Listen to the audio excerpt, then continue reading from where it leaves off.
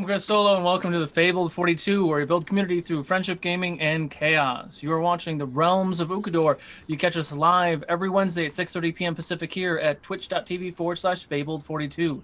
But before we get started, we're going to go ahead and dive into our announcements.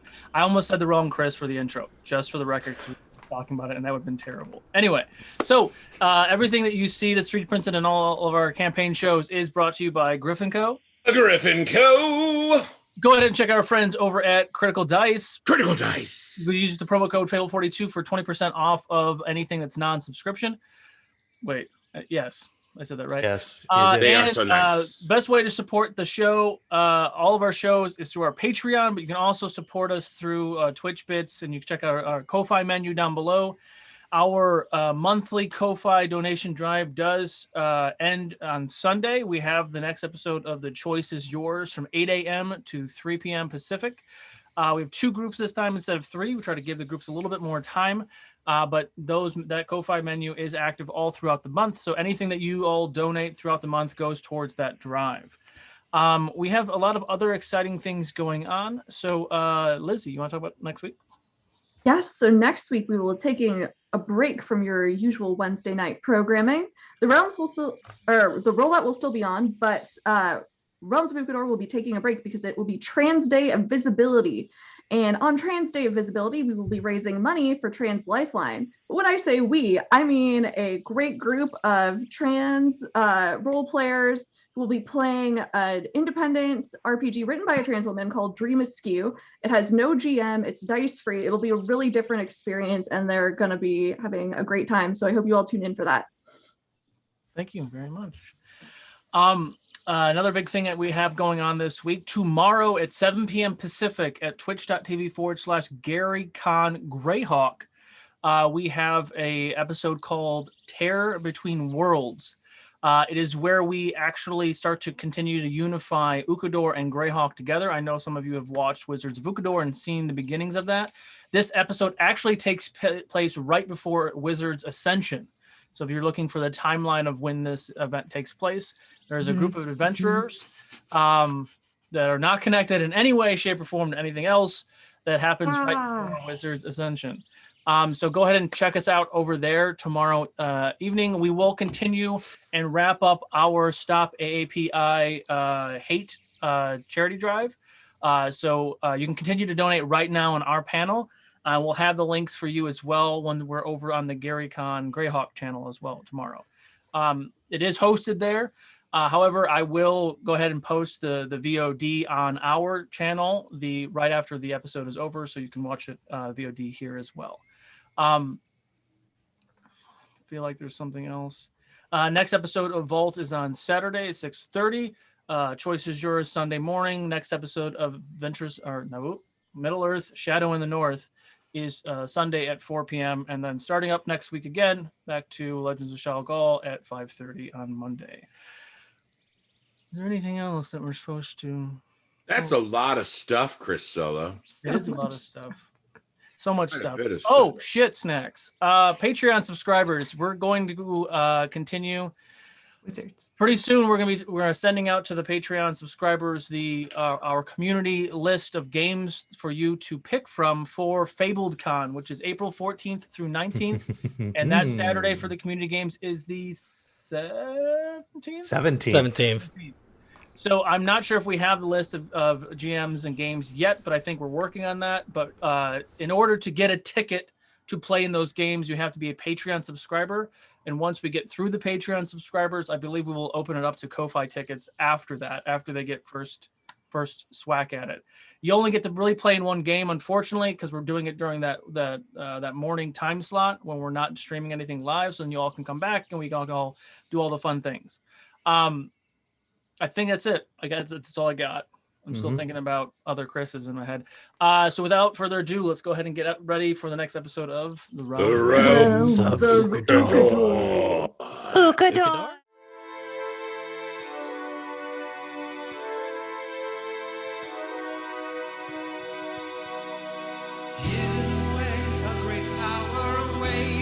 Muster your courage, it must not abate. Allies on board and while evil retreats, with fate in your hand, now the story's complete.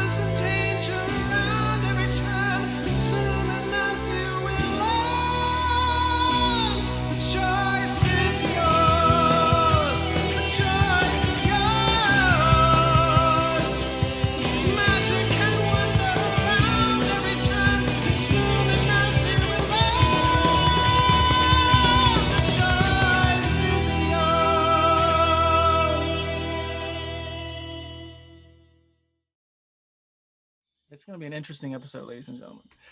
So as we settle in and as we get back into our characters,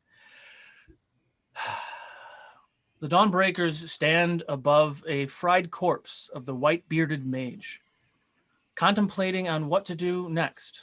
Orion lifts the dead creature by the neck and kind of dangles him towards Kyriel so that she can investigate the body. Sifting through the robes, she finds a ring and a wand. And as Kai slides those items into her pouch, Orion approaches Kiwin with the body in hand. The group then decides what questions Kiwin is going to ask the fresh corpse.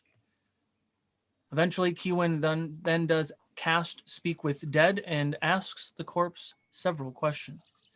The group gains some valuable information along with details about the second location on the Stockbur Islands. Once they finish with the questions and they continue to investigate the area. Kyriel, Carrick, Nafako investigate the ruin fort as Kiwin sat and played with a rabbit. Orion and Eclipse scouted around the outskirts of the ruins.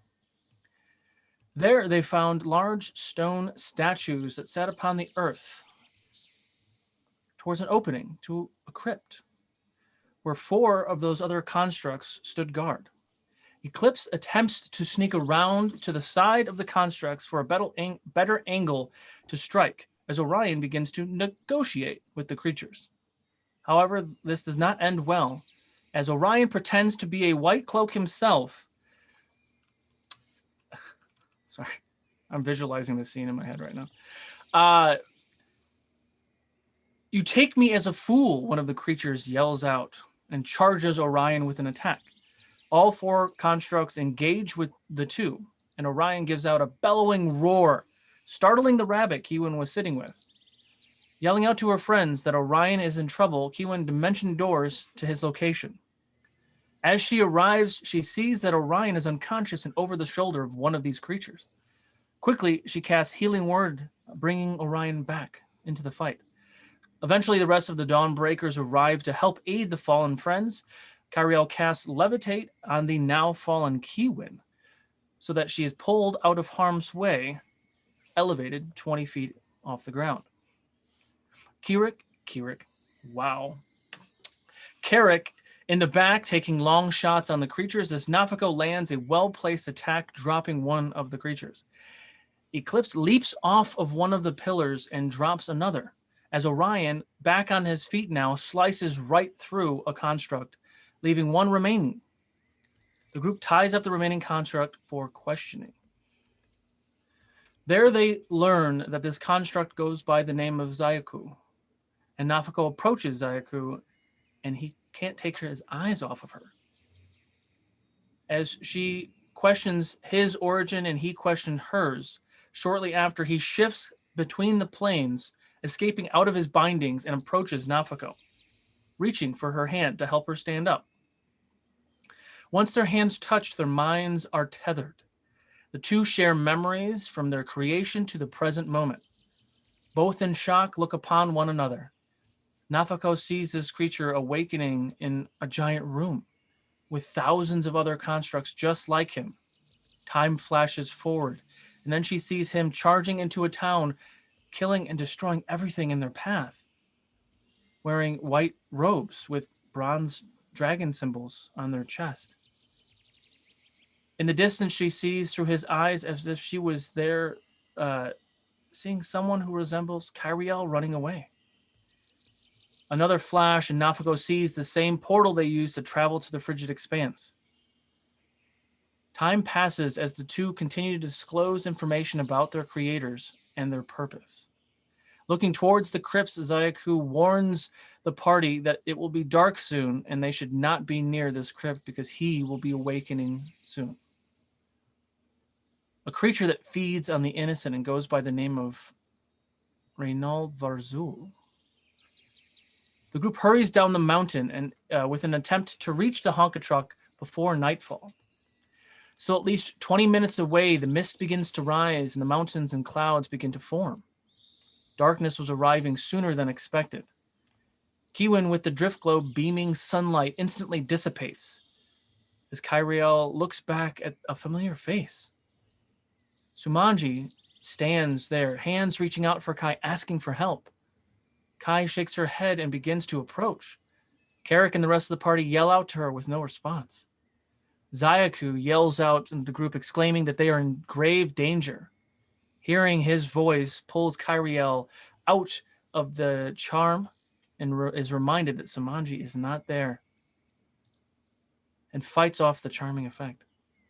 Quickly, she hunkers down, begins to cast her tiny hut spell, and the group hunkers around her, protecting her in a circle as the mist gets closer and closer. As a shadow figure approaches the faint light given off of Kiwin's shield, and he speaks to the group.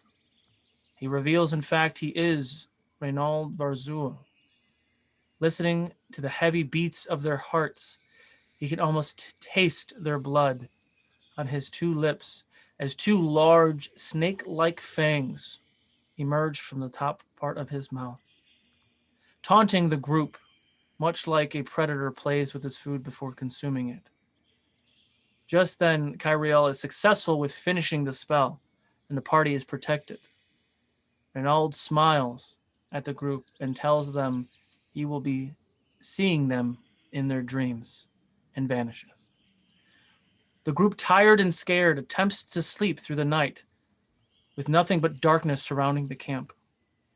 In the morning, as the light begins to creep past the eastern mountains, the group gets a glimpse of dozens upon dozens of monstrous shadow creatures waiting and surrounding their bubble outside. As the sun peers past the trees, brightening the morning dew, the creatures vanish, along with the shadows. Exhausted from a terrible night of rest, the party is healed but distraught. What would you all like to do? Oh, Figure we're out also a way to not get exhausted. killed by vampires, that's for sure. I'm not sure that that's what that was. It was something else, right? That's I don't know. Looks like, quacks like. Gotta say it is. yeah. But what were those things? Those creatures? Those are... Hey, Machine, do you know what those were? Do you have a name? Zayaku, Oh, that's right. which creature are you speaking of? Those monstrosities. Right, the ones that disappeared when the light hit. Those are manifestations of nightmares. Mostly of yours.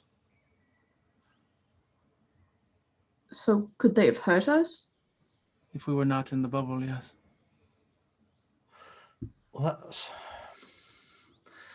that's a bit out of sorts for what I know that a vampire can do.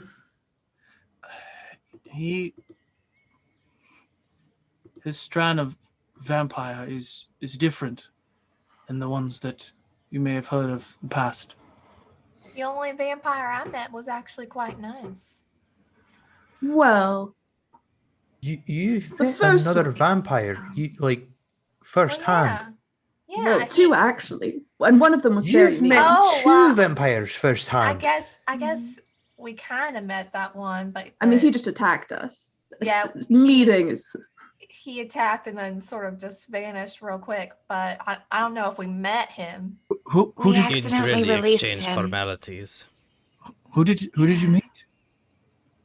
What was the first Vi- one? What Victor. Victor Kiron. You watch his mechanical eyes get big and the glow gets really bright. Victor Caron. Yeah, we accidentally let him out of his cage. He's alive. He was Uh, over 40 years ago. Right, the Lightbringers killed him, so the legend goes. But apparently, But the Dawnbreakers broke him out. So Which- let me get this straight. So you not only did you meet two vampires, but you allowed one to get out of your clutches. I did not Well- do no such thing. It was an was- accident. And technically, both of them were totally allowed to go. I mean, the second one, again, was very nice, so we didn't do anything to him. He was He's real nice. He wasn't biting anyone. He was the squirrels. Yeah. Which I mean, Uh-huh. I don't think is a nice thing. But what goes around comes Yeah. around. Well, Well, you Circle. eat The Black second all one that. borderline on useless. Yeah, he told tall tales. He was a liar, Uh, but nice. it's like A you. nice liar. You're saying that one of these vampires is supposed to be dead. well, Aren't they already? The artificer Well, was the one who had destroyed, him. destroyed. Yes, there Right. was legends of the Lightbringers, the heroes of the past. 40-some years ago, killed Victor, who was a more reserved vampire than what Vazul is. Vazul is more akin to being a snake than a vampire. He is a pure predator. Wait, hold on a minute. Are you to tell me that this vampire that we're up against may not actually be a vampire? It's worse. It's a hybrid of the two. Of which two? It was a yawn. So are we Ritual. going? What? I don't know Yes, what- well, let's go back to the Honka Are trick. we I mean, going- Chills I and assume we Nobles were should- walking while we're doing this. Yeah, Yeah. Chills and Nobles You were said- probably worried. You said these light bringers. It was only 40 years ago. Are they still around? Could we maybe ask their advice? As I mean, I wouldn't know how to get a hold of them. In Saros, I believe. Would Nyla know? I mean, it seemed like maybe she might have had connections. Right, way she we talked should about go us. to Nightcrest. It's all pointing to Nightcrest, y'all. He talks about this town quite often. Is there something good there that I'm missing out on? Well, for her, That she's sweet on somebody there. A hard. I don't know what that means. it means Technically. you like Ewan's- Knack. You keep Ewan's- talking to Knack. Ewan's pink skin is just like getting like super red on her cheeks, and do you What? do you look at somebody and then think to yourself how you'd like to hold their hand and perhaps share a beverage and a dinner by just the two of you? Is that something that happens with this person that they're alluding to? but I mean, I suppose I've only actually met him in person, I think, twice. Have And you? then Have I've just you been ever talking to him. experienced like, affection before what? outside of your family? No. This is the first time I've left my family. Oh, my sweet summer Um, child. I'm only 28. We usually don't leave our village until we're 30. That's very interesting and makes a whole heck of a lot of sense now. Ah, Well, I mean, you're very innocent, to say the least. I'm sure there are I many killed things. many things. I'm not that innocent anymore. I think there are. I think you may have grown up in the swamp under a few logs, there, dear. Well, there were quite a few logs. That's what our homes were Absolutely. made out of. Not surprised, not in the least. And he turns to Eclipse and goes, "So, how quick do we need to get to Nightcrest, or are we going to go back and deal with that?" You probably should report. Although I don't know why you're just talking to Eclipse, so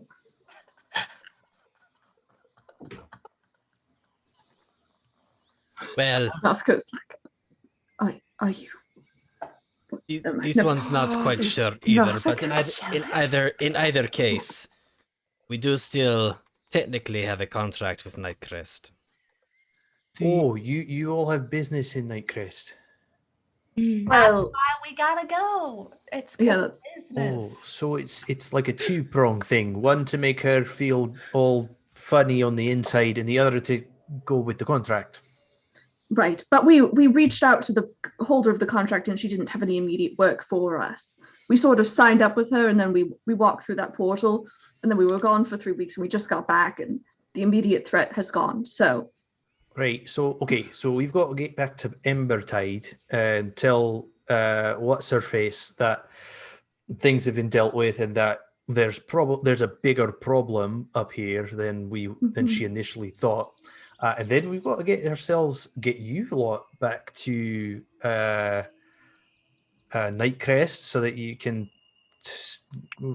retrieve the spoils of your contract. Are we not going to Willow Grove? well, I thought that's where we were. no, so we that's were the in island, that's no, the we were in island. the Marrow Grove and then it's the Willow. Many What? groves. It just started storming here. Willowwood. That was loud. The Sorry. thunder. Yeah, sorry. Well, Mhm. if we do want to save time, instead of making all of these trips back and forth, this one believes we have the means to communicate over long distances, see if our business in Nightcrest is of a priority. Right. Okay. I mean, some business in Nightcrest is a priority, and she like looks at Keelan and winks. Oh boy. What's my notebook? This one He was forgets how just much like older looking the tall one around, is. like, Zayaku is awkwardly just kind of scanning and like just reading all the different inflections and things and just kind of assessing everything. Looks very, and then looks back to Orion. Well, to answer your question, are you all familiar with the Yonti? The snake race of people. Are we? Vaguely. Are we? Yeah, I was just gonna say, are we? Because I would imagine mean, that would be Some a of you would choice be. pick for some of the I pirates. know Kai would be. Nafiko maybe through books. Keywin probably not. Orion, that's up to you. Carrick and Eclipse, yes. They definitely hang out in Orgul Bay. This would be kind of meta, but this Would- is the worst. would my connection with my new blade give me any sort of familiarity?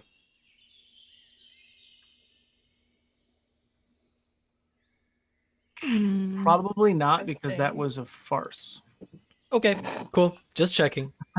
That's a good point, though. Yeah, that's a good point. But allegedly, some of the more powerful people in the Yonti clans acquired the blood of Victor and unified the two, creating their own version of vampires. So we got some crazy snake people who went, "Oh, let's take this vampire, let's make ourselves even stronger," and then this is what we have to deal with. Yes. Oh, bugger! Yes. And Orion just kind of like pinches the bridge of his snoot and just like, I don't like having to say this out loud, but that's fucking ridiculous. It's not even the half of it. And he kind of like clears his throat for a second. And when the ritual is complete, they get all of the benefits without any of the weaknesses of a vampire until they are killed the first time. So they are alive and they can roam during the day. And once Why they was it? and once they die the first time, then they more traditional. Well, no, thank you. Let's go. Then why didn't it attack us when we were there during the daylight? Oh, he's been killed several times already. Oh, okay. How do we kill him forever? Yeah, it sounds like he's never actually been killed. I'm Oh, not- this one here is another Sunlight. obstacle on the way to our goal. Does sunlight work? What, If he was can't go into sunlight anymore, I mean, would that be a thing? I don't believe What- that would give the guardians of his tomb the means of killing him. So I am unaware of what that is. What That is his connection to Like- the White Cloaks and to you? The White Cloaks and me are one and the same. Well, yes. A mercenary group assigned by the Hesian Empire. All right, sorry. Let me rephrase. What is he doing for the Hesian Empire? I don't know. Are all of them like you? White Cloaks? Hmm. Yes. None of them are real humans? No. Well, that's Interesting. incredibly interesting. So you've been given no directive as to how Reynald has any connection whatsoever to you or your overall plan. You forget that I was pretending to be a mindless construct. They do not ask questions. They get orders, and they complete the orders. I have overheard conversations, but I have not. Right. No, but you weren't given direct orders as to what. Protect the entrance of that tomb. That's okay. So and who we were protecting, but not why. So you and the Ivory Hearts are one and the same? The White Cloaks and the Ivory Hearts are the same? The Ivory Hearts is a different group. I'm unfamiliar with that term.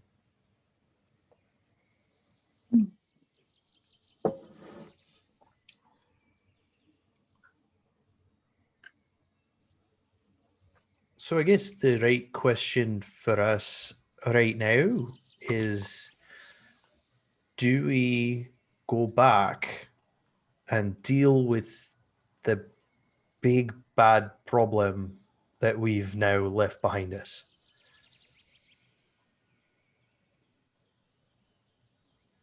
Well,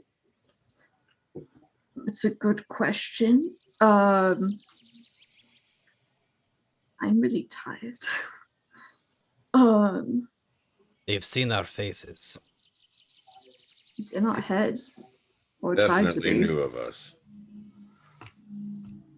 And it's It not like seems a mistake to leave them where they can regroup.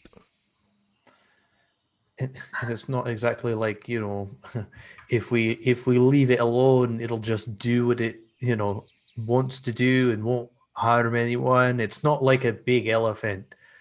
Okay, this is we are a hop, skip, and a jump away from Embertide, and that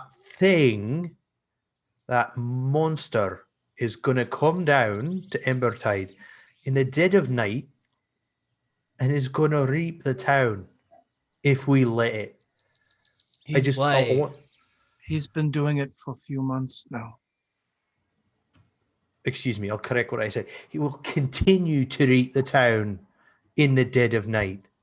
Yeah, including all those people you like there. Like him or not, it's not right.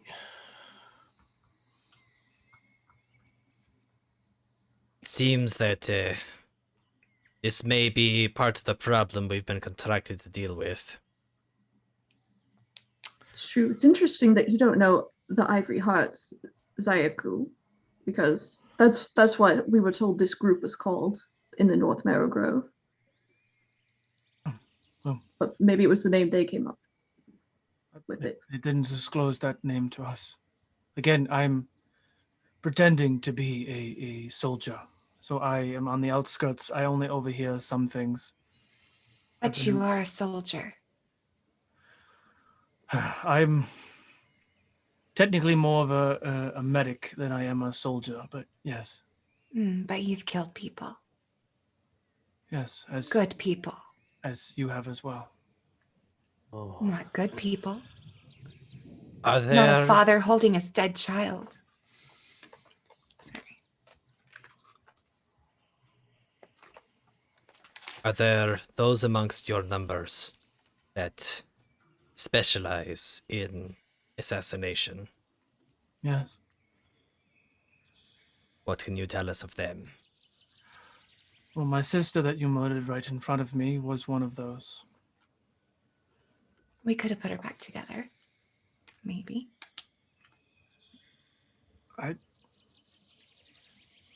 That's beyond my power. They some of the models have the ability to change their form, to make them look like any of you, which is dangerous. We can mimic movements, behaviors, voices, levels, all of it. Well, our intel tells us that these Avery Hearts are those that specialize in the art of assassination. So it is possible that you have not been fully disclosed on this information. Well, what are you wanting to know about these assassins? All there is to know, this is our assignment. Our assignment was not the White Cloaks specifically, but the Ivory Hearts. To better understand your situation and understand my chemical makeup, I have the inability of deciphering vagueness or indirect questions. I can only access questions and answers to questions if they are direct and worded in the correct manner, if that is of understanding. Do you know where any assassins are nearby? I believe there are assassins assigned to several cities in the continent of Hylac, specifically in the Twin Dragon Dynasty. So are there any more in Embertide? That is, I am unaware. Right, well. Were they knocks given that a one off. specific directive?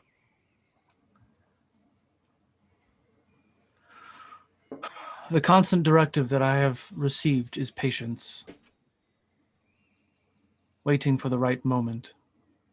Waiting for a signal. And where do these orders come from? I do not know. I hear them in my head.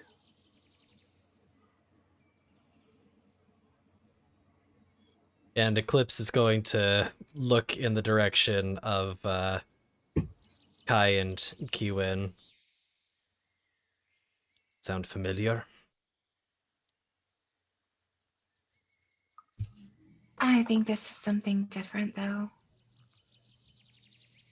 Have you heard any orders since you've gone with us? No. I haven't heard any orders since we was put on this place about a month ago to guard that tomb. What does the voice sound like?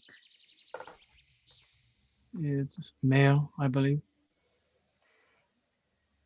If I tried to cast Identify on this thing's brain or whatever, could I figure out something with, I mean, I don't know. Since it's kind of got some kind of sending going on in its brain, or is this like, is this like a... It definitely, everything he's saying, Thing, it does sound like it is some sort of sending or mass sending that is going on. Right, okay. Like high fantasy, essentially like a... Like our ears, our earrings. Kind of. Higher... But when you think about like sentient things like Terminator, right? They all get a signal saying, kill John Connor, right? It's like, it's something similar, but it's the ascending. Okay. Is the impression you're getting. What would happen if you got another order right now? Well, because I am no longer in the... I am no longer in the employment. I could not listen. You sure? Yes, I am not compelled to follow orders at all. I only follow them because I felt like I was doing the right thing. If they're able to talk to you in your head, do you think that there's an ability that's on you where they can see what you see? Can they scry on you? I mean, the laws of scry would follow suit if someone was familiar with me. if they wanted to know specifically where this module was located. But they would have to have a reason to do that. Would you be aware? Scry, I don't believe so. Sending, yes. Here's a question that I have. Is it normal for you to go a month without orders? It's not abnormal. We've gone long periods of time given a task, and if the task is still active, then we stay at the task. All right. Here's a bigger question. If this creature is as powerful as you describe, why do they need a guard? Because the creature sleeps during the day. So they're vulnerable. Of course. You think they'll have replaced the god? I'm unsure. We don't usually fail our tasks.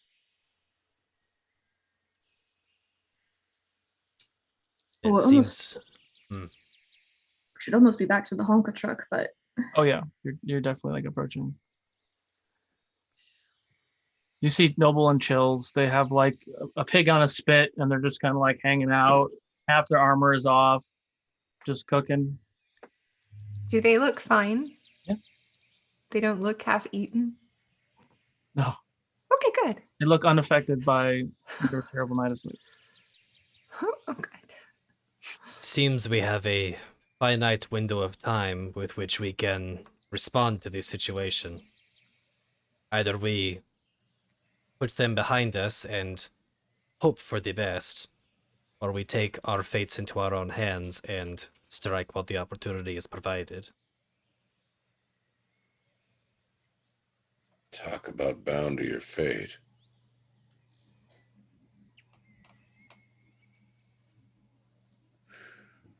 are you Don't sure does like leaving that behind us. it does seem like if they might not have had a chance to replace the gods yet, so this might be one of the better times to strike, except we're not really at our full strength. Will we get another chance? I don't know. Will it get worse tonight? That's also another question. This is You all- asking? Are you saying this in general? Or are you asking? just kind of no, just We're not just sort of- asking. Just I just think we're all musing. kind of trying to either talk ourselves in or out of doing this. I'm just curious because like Zayaku won't necessarily respond unless you directly ask him questions. That's why I was asking. Yeah, no, this is not directly towards Zayaku. I think we're all just discussing. Although now that you've put that out there, Zayaku, do you know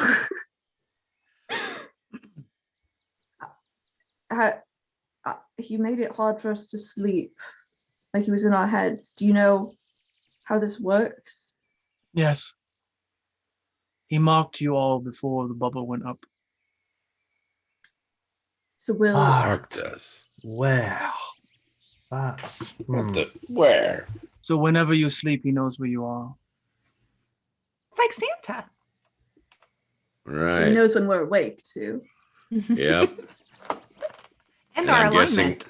I'm I would guessing think we're on Santa Santa's God. list. and Freddy, but whatever, it's fine. We can go with Santa if that's a better image for you. We're definitely on a list. Well, this sounds like something we aren't going to be able to wash our hands of. no, it doesn't. At least So not when we sleep. So the question is, do we turn around now? Well, it is early in the morning. Right. Best time to attack him. You could- can't come out into a day, right? Since you are all very exhausted, you could sleep for 6 hours now. It will put you about midday. You could get back up there before the sun goes down. If Why that do is I what want you to get up desire. there before the sun goes down? Because that He's going to excel in the dark. Wouldn't get there before then. Like that's Right. what I mean. You'd get there with 5 hours of sunlight. We need to kill him now. We don't know the depths of their domain. What other obstacles may be there before we can get down to them in the first place? We need all the time we can get. You literally just told us that he knows where we are when we sleep, and then you tell us to sleep. I don't think so. Can Don't he think- survive in magical darkness? I believe he can see in magical darkness, yeah.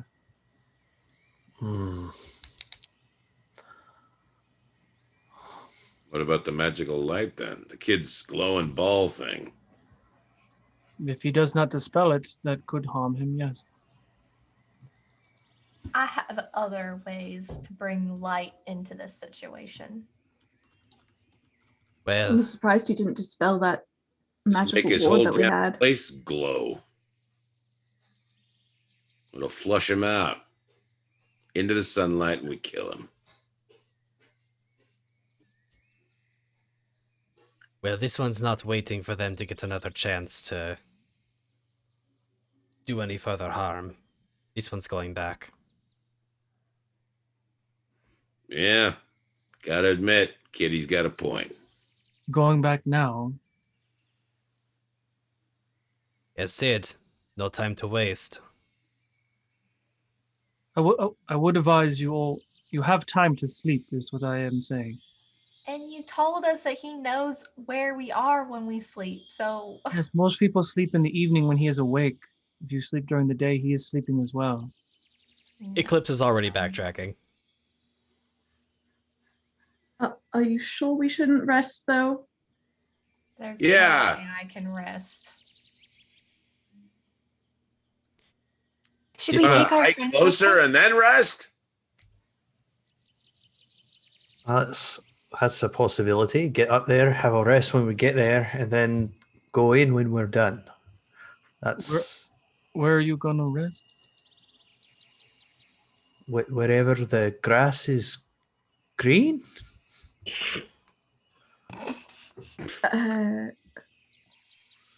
I mean, we have this armored truck that we could sleep in that's very defensible. Or we could go right outside of the lair where this vampire who wants to kill us is and may have other possible defenses we don't know and rest. And I feel like the defensible truck might be the safer option. Don't know which one of them's talking, but whoever it is has probably got a pretty good point. Nofako right now. This one was barely able to sleep last night. Yeah. Dun, dun, dun, dun, dun. And to be able to try again and leave ourselves more exhausted does not sound like an appealing notion. I think we're saying we can get rid of this exhaustion by sleeping now, then charge up there and take them out as quick as possible before the night falls. This one is not enough hot-bound bonding potion for these. Could you please come back down the mountain? It's hard for me to contact you because I don't have your fancy thing. We should get him one of those. He's going to stay with us. You should. I don't know how we can. Wait. Yeah, because the other one probably just Artificer. disappeared with Roland. Did it? Pretty kitty, come back down the mountain.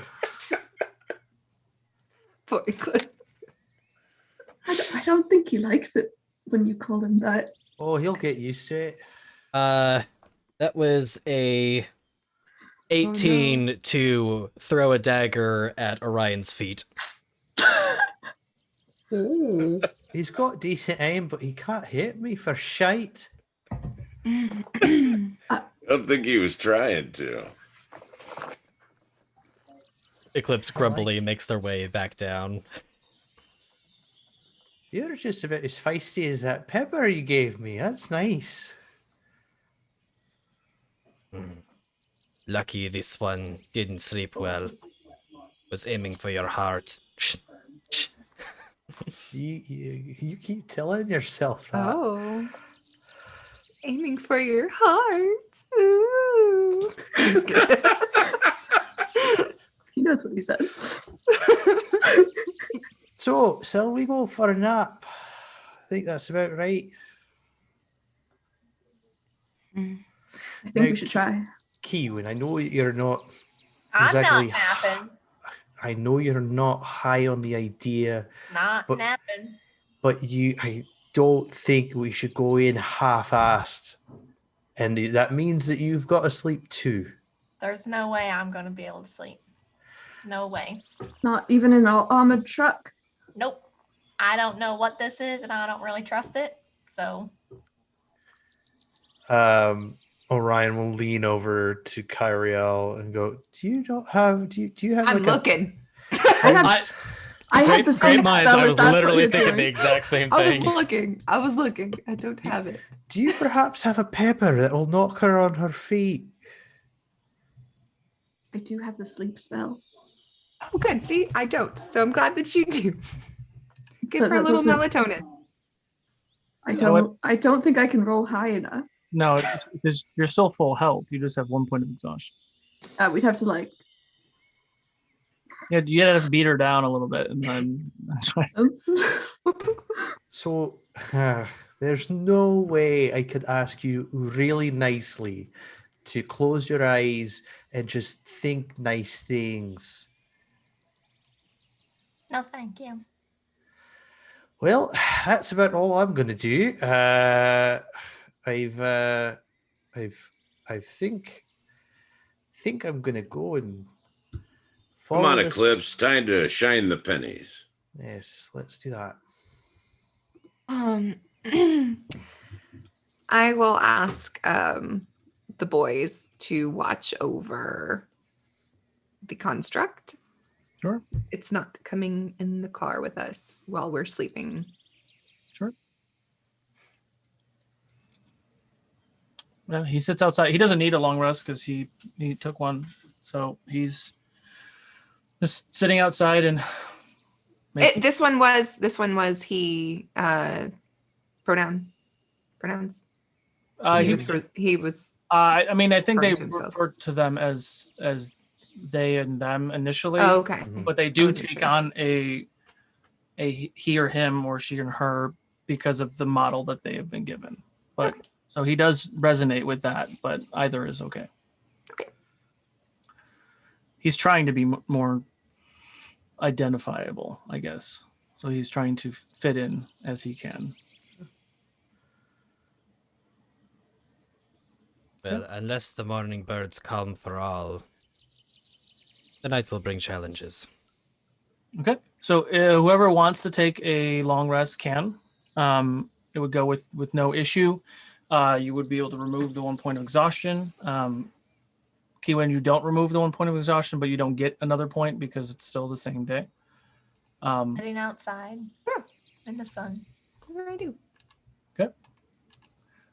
So it is roughly midday, and the rest of the day is yours. We get a full long rest. Full long rest. You should be AJ squared away. Oh, it was a long rest. It wasn't a short rest. Oh, okay. My long rests are 6 hours, so you'd still be in, 6:30 in the morning. So Kiwin, I've got abilities that are different. Yeah. Short, last, long. Kiwin stayed outside. Did I understand that correctly? yeah, she was with Chills, Noble, and Zayaku. Are there windows on the Honka Trunk anywhere that Mhm. would see them? Yeah, that you can't see in, but you can see out. Okay. Eclipse probably stayed by the window to keep an eye on Kiwin. And Orion was within 10 feet line distance of Eclipse. Okay. So I'm clear. The kid sat outside and stayed up this entire time. Yeah, just the Yes. morning. Just like when you get a really shitty night's sleep and you wake up at 6:30 in the morning and you realize you don't have to work today and you go back to sleep. That's all you did. Yeah, that's it. That's all we did. Took a brisk walk and then tried again. I mean, Joel, you're only 20 minutes, less than 20 minutes away. You were just up the hill.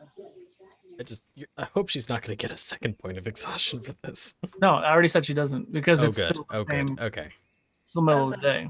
Doesn't matter. She wouldn't get that till the next day. Blame Soul Mug. Mm-hmm. Blame Kind. Keelan not Blame wanting to Keelan sleep. for this one. Well, if you can't sleep as long as this thing's alive, then we definitely have to go for it.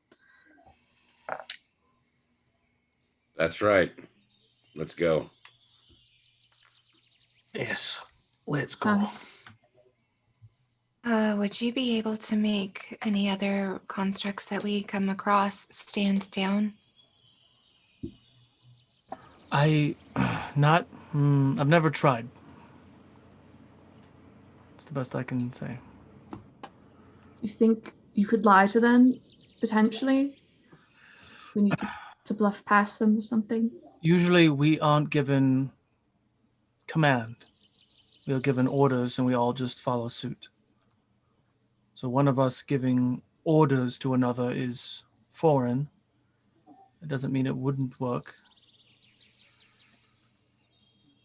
We'll try it until it becomes a problem, then, shall we? I'll whisper to Eclipse. Can we trust taking this thing with us? What if it turns on us when we're there? Worst case scenario, you get your wish. Yeah, just be watchful. I don't know if I can trust it. It can still prove useful, does not mean this one trusts. Yeah.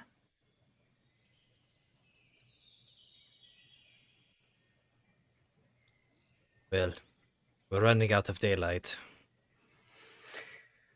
Heave ho, up the mountain we go. Yeah. So as you go back up the mountain, just give me a normal survival check. All right. 14. 14. Okay. 18. 18. 12. 12. All right. Well, apparently that extra Ch30 did Eclipse good because they got a natural 20 up to a 25. Oh. Oh. All right. Nafiko and I did really bad. I got a 3. I got a 2. I thought I was the exhausted one, y'all. Look, Nafiko's wisdom is -1. Just watch. Keelan is going to be one of those people who somehow ends up being more efficient when they're exhausted. Yeah. It's a thing. It's a thing. So you take some time and you collectively able to keep each other going, and you get to the top of the mountain, back to the rooms. Nothing has changed. All the bodies are still where they are. Let's start ripping those things apart. Watches you rip apart constructs. Oh, not in front of. That's mean. Kyrie. I ain't taking any chances. Sorry, Metal Mouth. One must do what one must do in a time of war. Speaking of which, what happens if you get a new command? Did we cover this already? We did. I've always had free will. And you're going to choose. You have. And he looks at Nafako. You have shown me a different way. This I'm not is the sure way. if it's my way or not. There may be a gray area in between, but I do know what we have been doing was wrong. Do we see the one that was he identified as his sister? Yeah. Carrick, just leave that one alone, okay? What? I'm going to say that whispering to Carrick, not letting the thing hear me say anything to it. Like, Right. Secretly nice and care about him. I get it. No, Mhm. but I see its point. I'm just still mad at it. Well, as long as you stick to that attitude, we won't have a problem. do you know anything about what's beyond this door? Yes. Please tell us what you know about what's Elaborate. beyond this door. Once you beyond this door is a long series of stairs that lead down to a large corridor. There is just a very large room with a table at one end and chair for him to sit to make his plans, I assume. There is a door to the left once you enter that space that leads to a second corridor, which eventually leads to his crypt. I have never. Traps. I am not aware of traps. I do not believe he is alone, but unaware of what lies beneath. Can almost use a druid right now. Just realized I was muted. Will there be more guards inside? No, there are no other constructs or guards inside. But you think there are other people or things? I do There's not more believe there are- suckers in there. No, I think that it's just his tomb. I think we're just gonna find him. Is Any there... more of those life suckers? Not that I am aware. Is there any chance that they will awaken? Yes. Have people ventured in to attack him in his home before? Perhaps before we were assigned as guards, but not since we have been here. Do you know, can you describe any powers you know he has aside from the mind invasion? Gathering intel. His bite is deadly, poisonous. I am aware that he poisons his victims, which causes them to be paralyzed so that he can drain their life. He Tasty. can change form to mimic anyone. Interesting. Wait. He does have a series of spells. I'm unaware of how strong his spells are. So he might have us attacking each other. That would be a smart tactical move. So we should stick together, stay in line of sight of everybody. What I would ask is that before you enter the space, you figure out something that only you all would know of one another.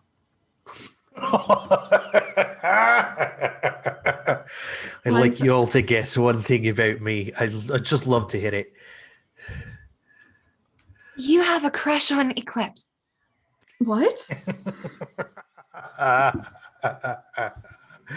Okay, what else do you know? I don't know anything else. Oh, your daughter's name. What's my daughter's name? Let me read. I have it written down somewhere.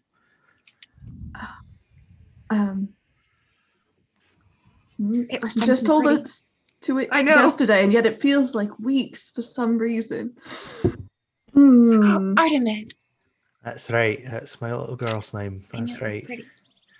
Thank you. So there's mine, and I know you, and he points to Nafiko. You have more than one voice. You have a goose. It knew about Nafiko too, though. Having more than one. It does person. read your surface thoughts. Oh, okay. You, and he points to Carrick, you are very close to the queue in here. You've got We have bracelets that match. Yeah, we sure do. I know where you're from, and he points to Kiwin. And then to Clips, he says, and you don't trust a thing I say. A fair assumption. I think I know enough. My only worry is that, much like a fortune teller, most fortune tellers are phony. They are able to speak in vague undertones to get you to believe what they are speaking is truth. So I just be careful. And utmost, do not allow him to understand your fears. He feeds off of your fear and nightmares.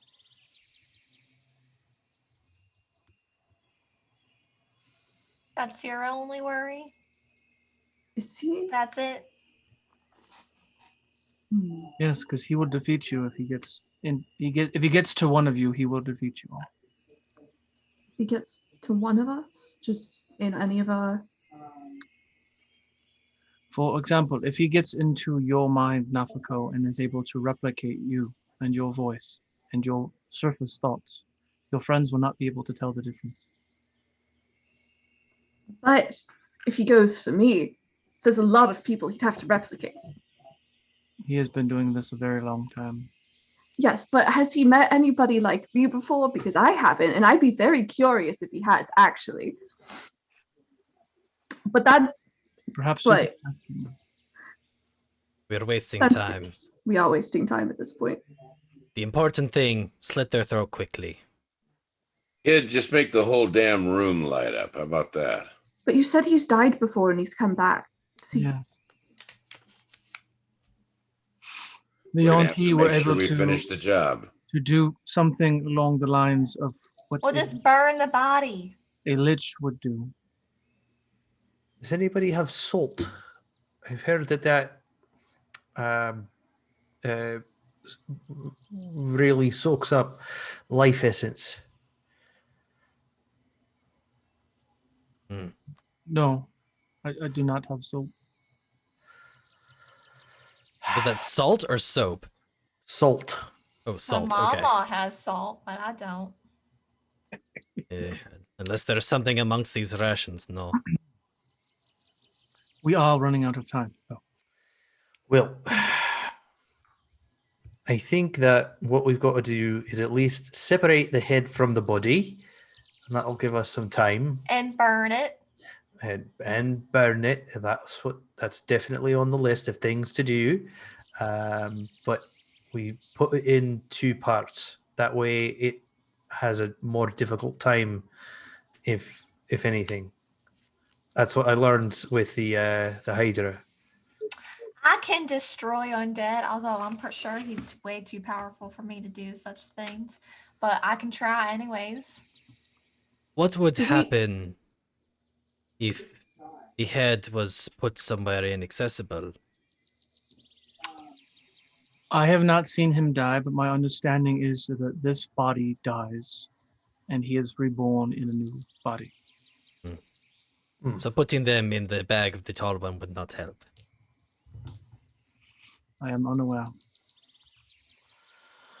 All right, so we kill them, they might come back. At least we have time. Let's go. Yep, let's do that. Let's do that. Okay. So he goes down the small set of stairs and opens up the next gate and flies in. Eddie, is everything cropped for battle camera? Or do It we is. need- It is? Okay. Mhm. Okay. So what you see is a very dark room. There are fire sconces all throughout. And you can bring I the camera up as well. 100% have cast light on my shield. Okay.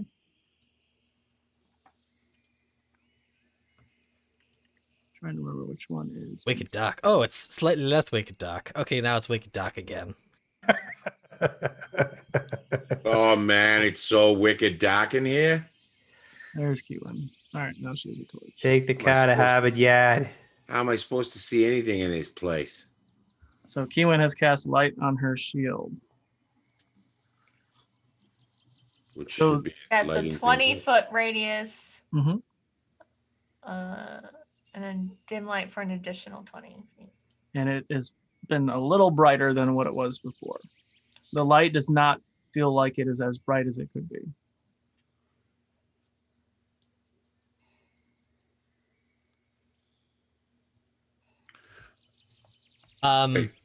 When you say it's not that bright in there, is it so dark to the point with where those of us with dark vision are still having a hard time seeing? Correct. So Kiva I- would But I get can't as see close to shit. Carrick as possible. I will turn it up just a little bit for your sake, so you guys Thank can you. see where things are. But it is not this bright in here. So everyone who has dark vision, it's almost as if you don't have dark vision. You enter the space and you only see the light that Keewin's coming off of Keewin, which you can kind of see it flickering in this area here. What's going on? There we go. Where you can see it in that space. That's where Keewin is right here. Mm. You can see that light coming off of her. And you see fire sconces all throughout, candles lit all throughout, but it's very, very, very low. So there's some kind of magical darkness as well. Oh, I don't have him. Just on a whim of curiosity, Eclipse is going to pull out and light their Lantern of Revealing just to see if that makes a difference. Sure. Hmm. What that shows invisible things? Yeah. So what is it again? It's My mouse is being crazy right now. What's going on? dim light, bright light for 30, dim light for an additional 30. Invisible creatures and objects are visible as long as they're in the lantern's bright light. So invisible things within 30 are visible. Oh, So- goody. You see two spectral figures that are not facing your direction currently. They're not giving any sort of indication of having noticed us. Considering we have a glowing shield, you'd think that.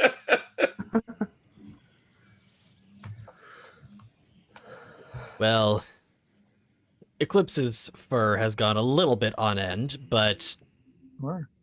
well, I don't think these are our problem unless they want to be one.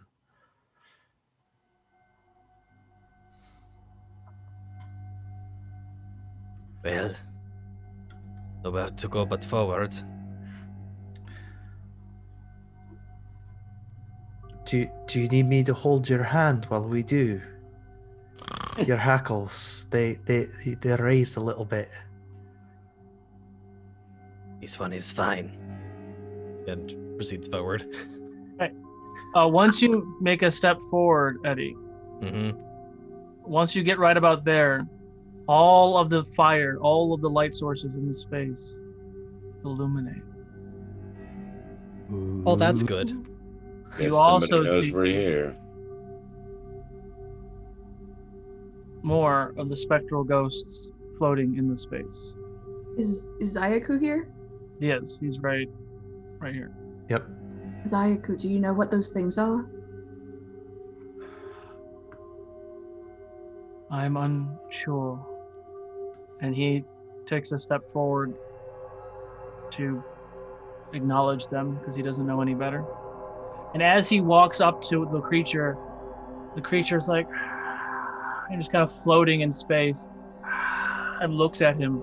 And you see this one is like a feminine face, looks very, very beautiful on the left side of her face, looks like she's wearing a gown of some sort. And as she turns, you see the right side of her face looks like it was burned off, and you see parts of bone and flesh kind of dangling there. And then it goes back to what it was doing and continues to float around the space. That's a real looker. Eclipse swallows and moves forward. Which way do you go? I remember hearing that there was a left turn we needed to make somewhere. We haven't seen that yet. I take it, right? You do see it. It is Oh. right there. Oh, okay.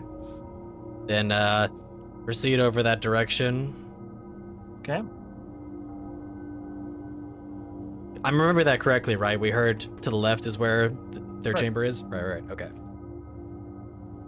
Now I see on the image that there's a gate there. Is that the case? That is the case. Any clear mechanism for opening it? Perception check. 19. 19. There does seem to be a lever on the other side of this gate. You would have to stick your arm through the gate to reach it. Theoretically within arm's reach, though? Theoretically in arm's reach. Use a sword or something. Don't put your arm through there. Actually, could you want to, Kyle, Kewan, maybe you could Misty Step or something through it? I most certainly am not Misty Stepping on the other side of that. You think I'm crazy? No. How That's just a suggestion. I'll do it. I'll do it. how wide are the openings in the grate? How about 6 inches by 6 inches? Okay. So That's way too small for my idea. Tiny eclipse? Hmm. Oh, I mean, you could Many maybe. eclipse. Because I only go down like a creature size, I think. I don't think I go down small enough where I'd be able to You're a fit through cat. that. Cats can get into like anything. This is true, right? If I can get my head through. heart. Total eclipse is so small. Yeah. I'll go through. You gonna Misty Step? Mhm. Okay. So you watch as Kai Misty steps on the other side. You're in a very small chamber, and it feels like the air in the chamber has been like taken out of you. You don't suffer any Oh, breathe. damage. It's not necessarily like breathing, but it just feels like you got the wind taken out of you. So I'm it an air genasi. it It's feels fine. very tight. Okay. But yeah, you see a lever. Okay, you pull the lever. Dexterity saving throw. No, just kidding. Okay. The gate has been lifted all the way up. And because Talespire is dope, Nice. Oh, that's cool. Mr. Eddie, could you go back to RP real quick? Don't Done. like it when you say these things, Mr. Solo. Gotta move to the other. We have to transition to the other map.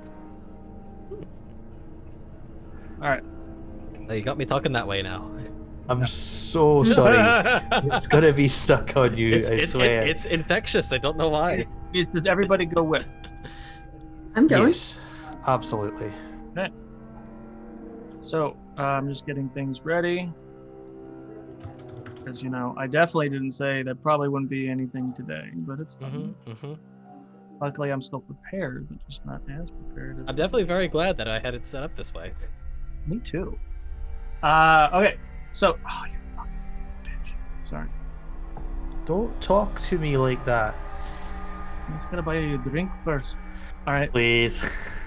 you go. Now you got me doing it. You can come back. All right. Oh What are you goodness. doing? All right, so as you all start to walk through that gateway, you get to this other small room. There's a fireplace on the one side, and those spectral creatures are still kind of floating around, and seems like they're very curious on what you're doing. They don't see anything. There aren't any in here, Nope. right? So they're just in that central hallway. Okay. Anything else stand out in this room? No, I mean there's fire. There's what you see is what you have. There are tables and papers and 2 fireplaces and lots of documents and stuff on that table. And a Chest set and of stuff. stairs over there, if I'm correct. Right. On the right. Here, That yeah, direction. there's a hallway that goes to the other room. Okay. There's sirens. Oh. So, Oh, all right. Oh no. Yeah. Ruh-roh. So, Okay. I'll be back. Tornado warnings. Oh boy. Oh, gotta love Texas. Yeah, they've been going. I mean, come on, Texas has had everything thrown its way right now. Yeah, it's Right. it's been a bad year for Texas. And they're like, hey, man, What do you want to throw this time? I don't know. Let's pull the kitchen sink. Let's just throw that up. Okay. Well, keep going. Okay. Are you going down the hallway? Lantern up and going at a slow enough pace to be wary of booby traps. Investigation check. Booby. Well, my investigation is not so good, so that'll be an 8. 8. Okay. You feel like it's not trapped. So Great. you head down the tunnel, the space, and this is the larger room that you enter. We'll get Okay. you guys in space in position again, but you want to tell me where you want to go. Remember, you can use the annotate icon. Oh, right. Right. And Yeah. stay near Carrick. Okay. So just go ahead. You guys can use the arrow cursor and point to where you want me to put you. At the very end of the room there, am I seeing that correctly? Is that something that looks like it might be a tomb or a Coffin. resting place of some sort? Sure does. Oh, great. We jumped right to the end of the line. Okay, Well. so Are the spectral figures following us? they are actually. So as you are in this space, they are in the other room now, looking at you all. Don't love that. Don't love that. And just for funsies, just to give you guys the gloom and doom effect of them being. Of course.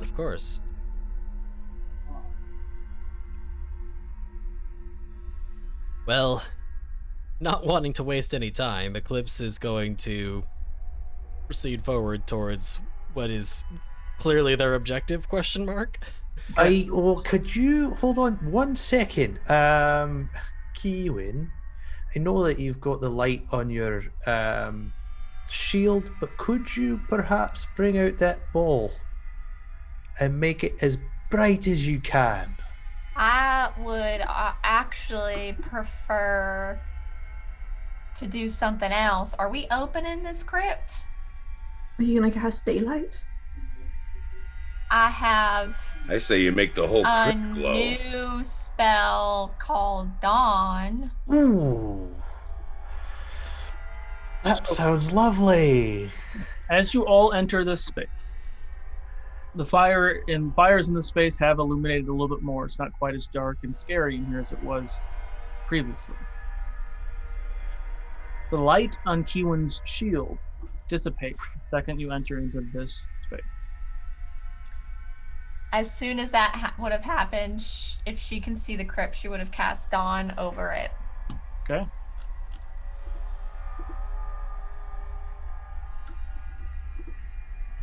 "30-foot radius, 40-foot high cylinder. Okay. I can concentrate on it up to a minute." Okay. As you all are doing this, shout out to Faithful Encounters. Thank you all so much for the raid. Perfect timing as the Dawnbreakers, their name is very fitting right now, walk into the crypt of a hybrid vampire. And cast Dawn. And cast Dawn. One could say that we just broke Dawn in this crypt. So for the purposes of Dawn, I will just go ahead and do this. Whoa. As those of us with dark vision suddenly go blind. So the room I is think fully it's- illuminated now. I think it's a cylinder. Mm. Yeah, I mean it'd be most of the room though. Mm-hmm. But the brightness of it would still illuminate the rest of the room. Yeah, maybe there might be some slightly dimmer corners, but otherwise we're pretty So, much set. is everybody where they think they want to be? Nafko, is that where you want to be? Yes. Okay. I'm gonna guess that Eclipse probably got halted by Orion just at the base of the stairs. Oh yes. So you guys Like, are both... we were just, nope, we're gung-ho, we're doing this. Hey, hold on a second. I do the whole thing where I put my hand on his chest and he doesn't like it, but I do it anyway. You might not want to be in the 30-foot cylinder. You think- Okay, so I'll yes, anything within it does take damage because it's Dawn. Have to take a con saving throw if you're in So the I will, 30-foot cylinder. when she starts casting, I will pull him back with me. Okay. So how are you going to open up the tomb?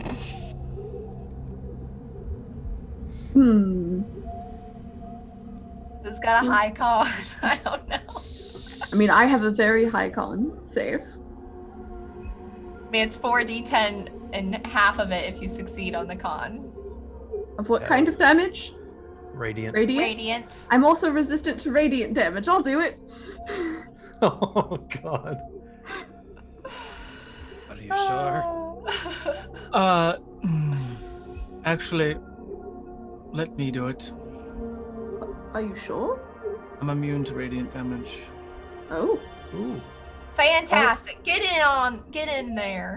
that is very Get on handy. in there. I am all right.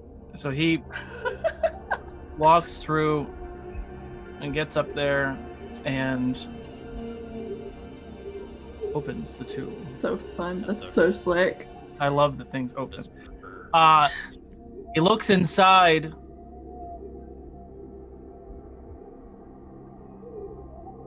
There's nothing in there.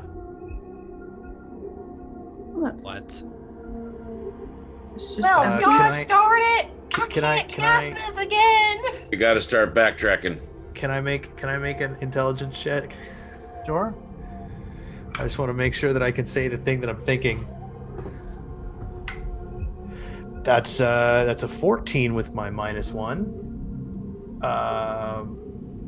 Would I be able to assume that this is in fact a decoy with that -1 with a 14? You can assume either it's a decoy or he's somewhere else. Oh, I don't believe we're supposed to find this one. It's a trap. This is a lure. Just to be sure, holding the lantern up to try to see if the light shows anything. Doesn't show anything. Cut bait. We got to move. Let's go.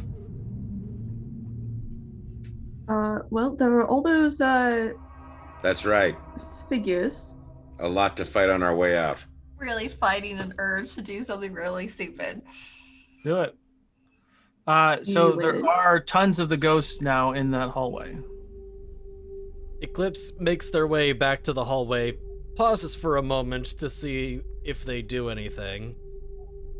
Do you touch them? Not yet, waiting to see if they do anything. They don't do anything. They're waiting to touch. Great. Waiting to touch. Waiting to touch. Kiwi, do you think maybe you could Uh, try and turn these creatures? Make them run away from us? Sure. Is that a concentration as well? Were they bothered by the dawn or whatever at all? They're not. in it. No, turn on dead's just a cleric ability. Yeah. Roy undead. It's channel divinity. Yeah. If you could make them not be here, that would be preferred.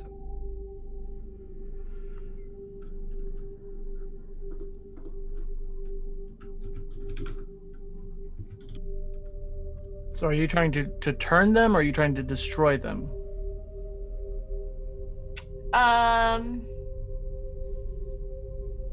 Technically, she can do when she does one, she can do this. She can do the other at the same time. Correct. But the reason I'm asking is the outcome is dramatically different depending on what you are trying to do.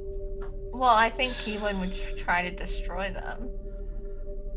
Okay. Okay. Oh, good. Let's go. That's Can you not please? even the stupidest thing Keelan is thinking of doing at That's this moment. totally fine. Mr. Solo, could you please put me next to Eclipse? Because I don't let him get anywhere without me right beside him. So that is. That's Nafiko. Yeah, Eclipse is in the hallway he's right at the next stairs, to yeah. the spooky ghosts. Yeah, I don't let him get anywhere without me. Who is oblivious to whatever it is that Keelan is about to do, and Eddie is super nervous. So. It's. They do a con save, and then take radiant damage, and then if they are. What CR level or lower, they are destroyed. But I can't find what my CR level it is. CR1. or lower, Okay. which they would be. So if you did that, you would just kill them. Yeah. So it's a DC 17. And what's the range on that? It's 30 feet, so I would have gotten closer. Okay. So you were trying to do on all of them that you can see within 30 feet? Yeah. Okay. So these gentle, ghostal, spectral creatures that have not done an aggressive act towards you at all, you eviscerate them, Why and they you all look at like you. that? I know, he has to phrase it like you did something wrong here. They're blocking our way. You're like asking if we touched them or whatever. Like, my gosh. So Yep. these creatures look frightened. They look scared as they all scream like in pain. And Such a bad feeling. Oh boy, love it. they are gone. Well, And now what happens? Because you're like, now what happens? You just murdered Casper. Is what you can live with that the rest of your life. Mm, So, slightly not really gonna disturbed feel by bad. what they just saw, slowly making our way forward. Again, remaining observant. Okay. So you head back through. You can go back to RP for a little bit. Okay. So you head back through the tunnel. Since you have killed those like 6 ghosts that were in the hallway to kind of get out of your way, you continue through the hallway and you see dozens of other ghosts. But as you walk up, they all look very scared and they all kind of cower away from you all, giving you as wide of a berth as you need to walk past them. What are these things? I have to roll for something. impulse check. I would like to cast Sending. Oh, Oh boy. Okay. On the vampire guy that we saw the previous night. Oh boy. Okay. So what do you do? I When I love you, and then just want to gently shake you. Go ahead. Okay. So as we're walking through and Kiwin is just like mortified that she just killed like presumably innocent creatures in her fright, she's going to say, well, hey there. We're where you live, apparently. Don't appreciate you not being here. Where you at? A moment or two goes by. Do you? I Is can't this remember. out loud? Yes, that's what I was about to ask. Yep. Eclipse is gonna look back at you mortified. As dear God. So as you do that, and as you say that, you hear the voice in your head respond.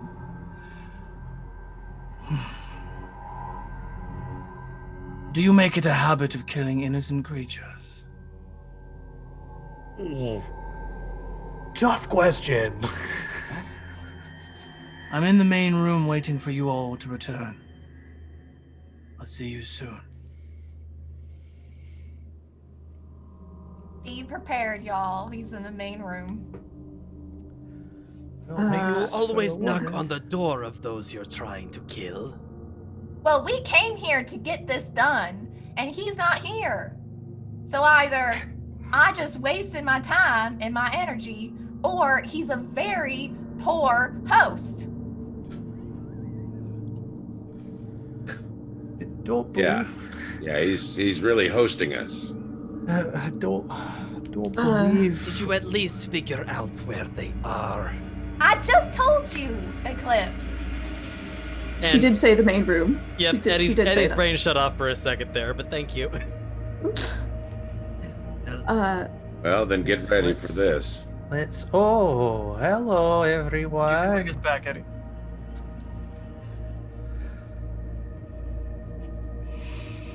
Well, So, no one here now.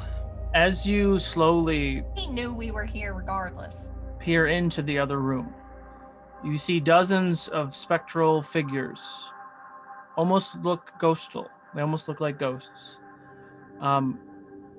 Cowering on the sides of the walls here, and you see him standing at the end of the hallway, clapping.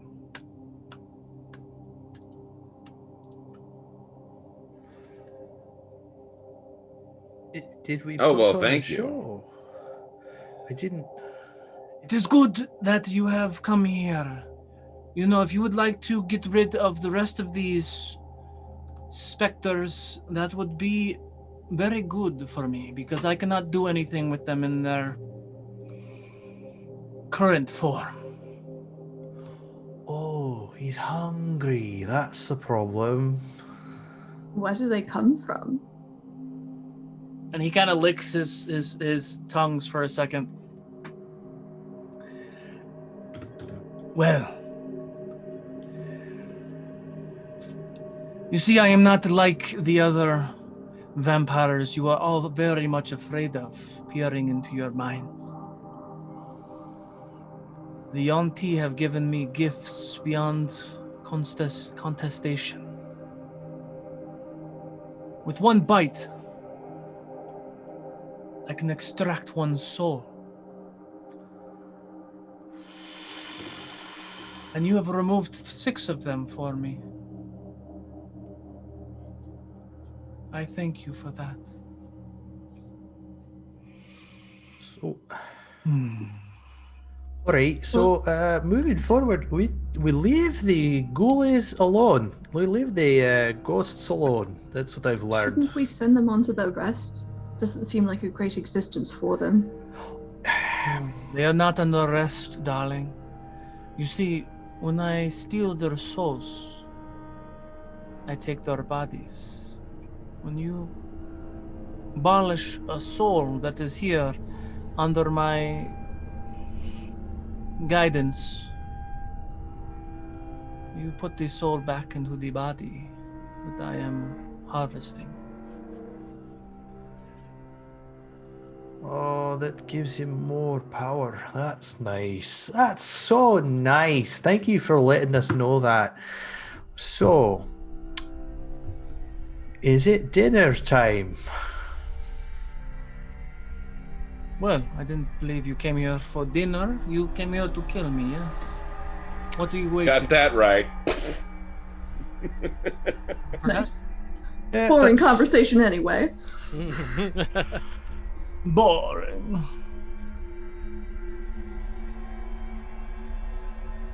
$23 to hit. Just hits. Just hits. A 23 to hit just. Okay, cool.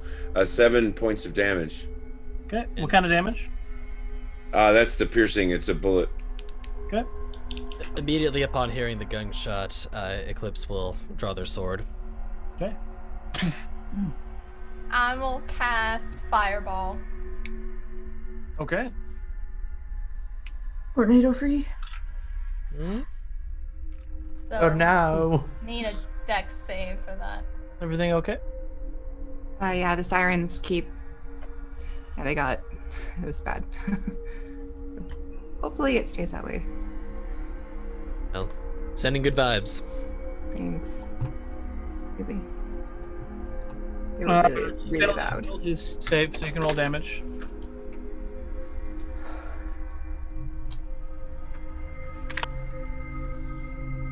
So get you caught up, Kai. You guys went into the tomb. You opened the tomb. He was not in the tomb. You started walking out the hallway. All the ghosts were kind of clogged up in the hallway. Keywin destroyed undead, destroyed them. You guys came into the main corridor where he is now, at the end of the hallway, speaking to you all. 24. 24 damage. So as you cast the fireball, giant explosion on the end of the corridor.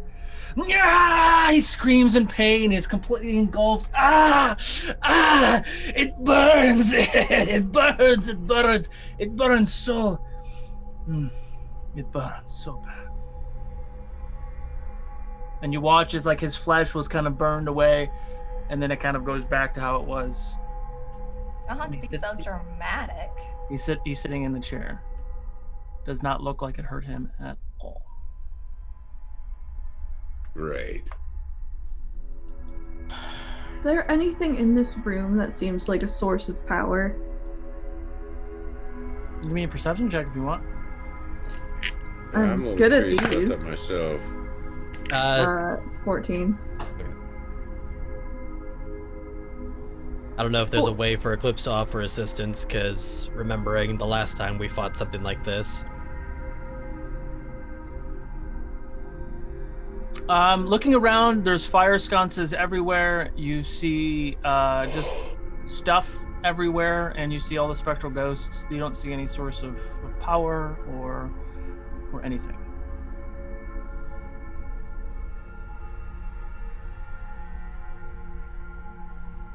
How far away is he currently?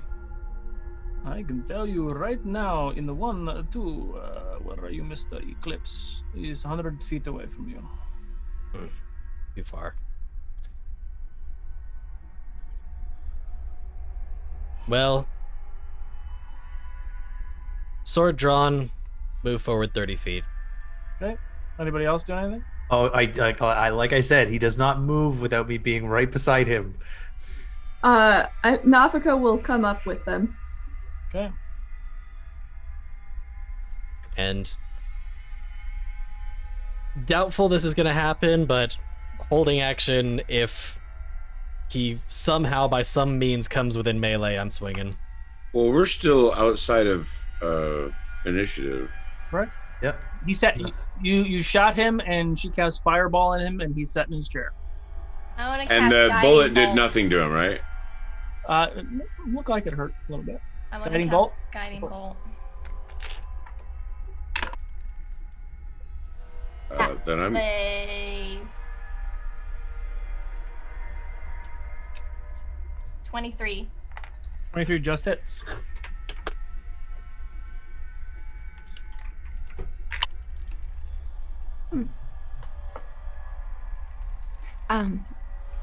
I will whistle and call forth Crowley to stay by my side.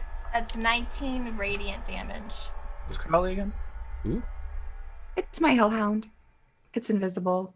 Oh, Yes. oh, okay.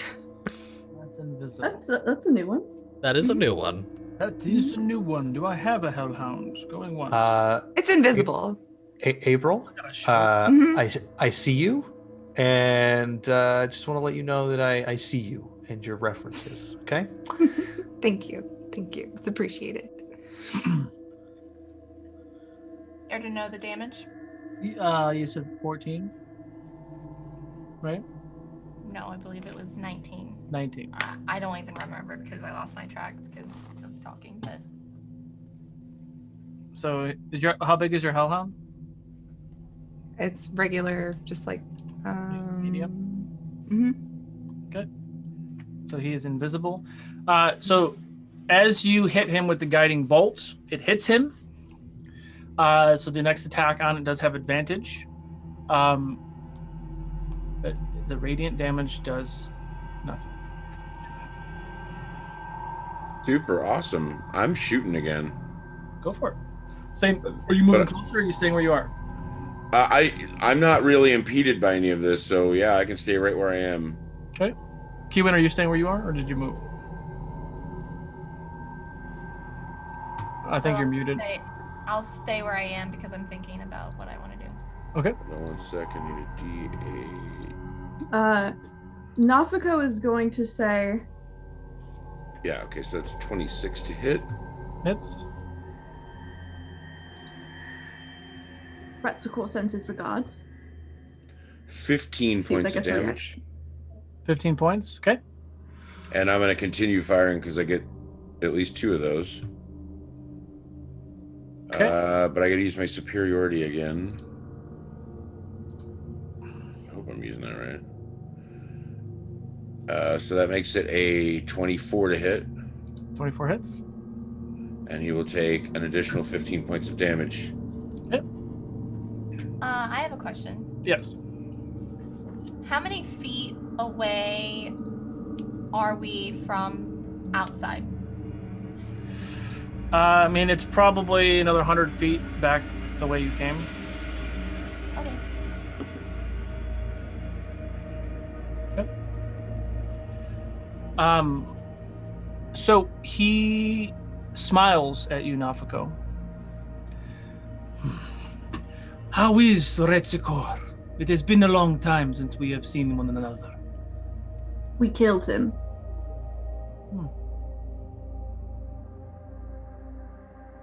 It is unfortunate. What? And he kind of looks at himself. Perhaps his work does not die. So he did make you. I believe he had a hand in it, yes. How long ago? You ask a lot of questions from so far away. Perhaps you would like to come a little closer, Nafako. As a point of order, have not stopped moving in their direction. I only Yeah. assumed 30 feet just on the chance that Got there it. was only enough time So- to move that far. As this point of order will get you guys a little closer. Hmm. Probably like here. And I yell up to Eclipse, finding a port in the storm. I'll move closer. Okay. As close as I can. I'll keep going. I'll get you to split the difference. Kai, what are you doing? Where's Nalfico? I'm she's with the up three up here. front. Oh, I'll move up like 20 feet. And don't wanna Eclipse get is too going to close. respond back. The red sky waits for no one. Okay. So now that you are in a little bit more of an aggressive stance and it does not seem like you are going to be talking, we will roll initiative. Can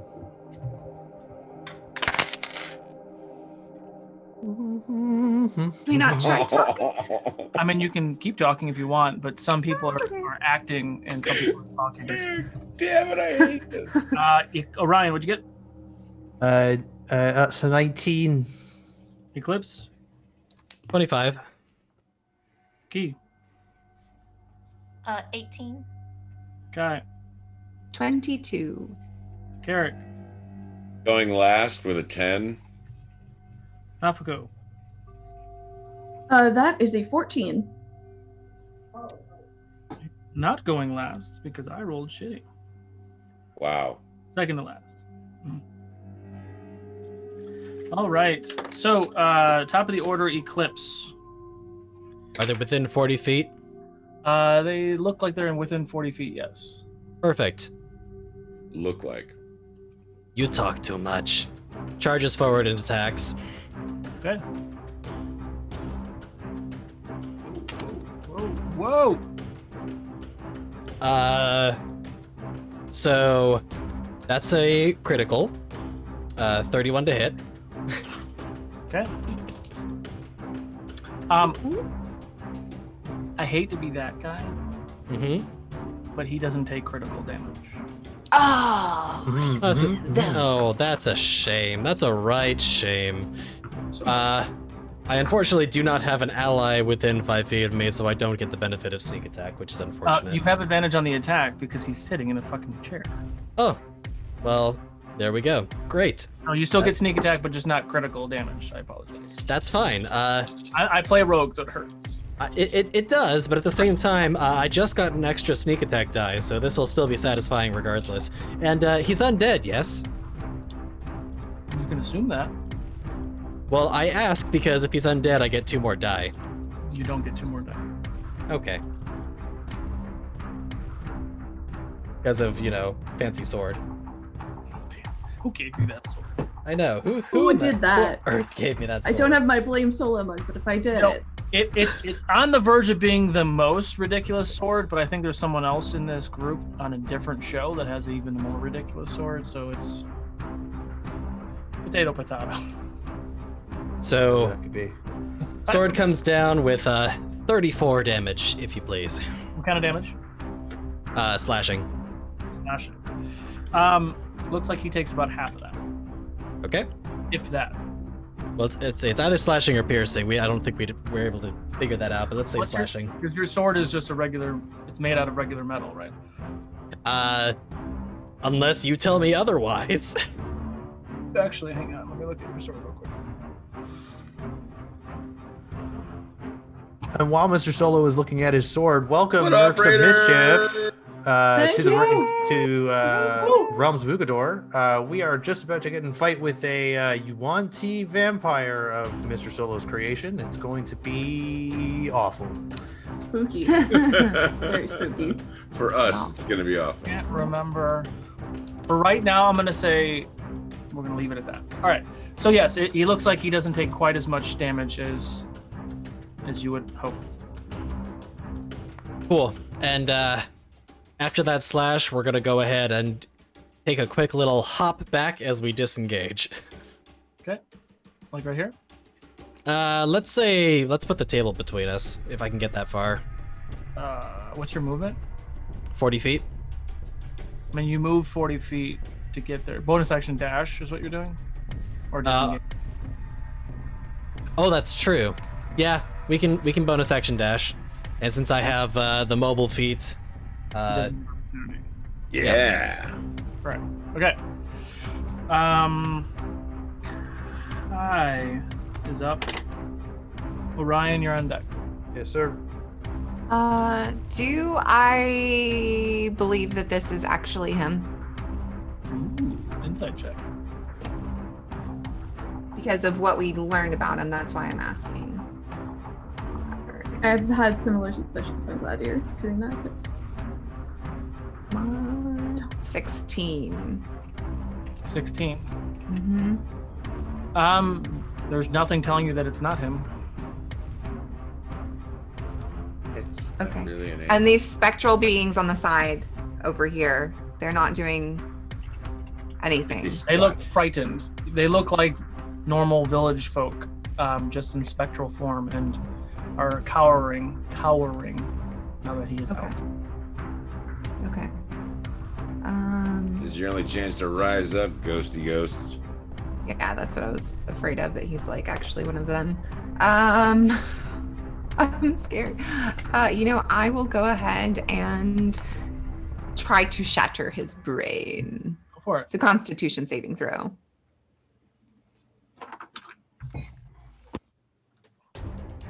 $17. Yep, that passes. But he's going to take half.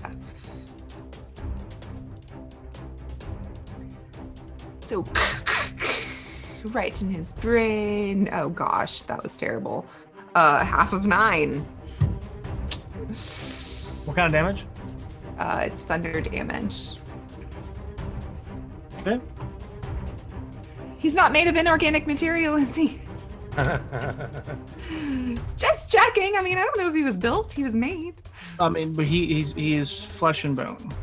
Damn. All right, that's my turn. Okay.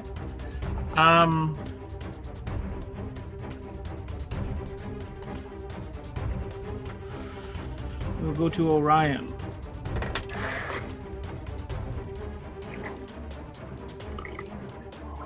I'm gonna go into a rage, and I will, after releasing that roar, will fly right up into his face. And first thing we're going to do is swing on him. And you said Radiant did nothing to him, right? Right. So is there any point of me rolling Radiant damage? No. Okay, got it. Just want to make sure. That is a 17 to hit. 17 hits. 17 hits.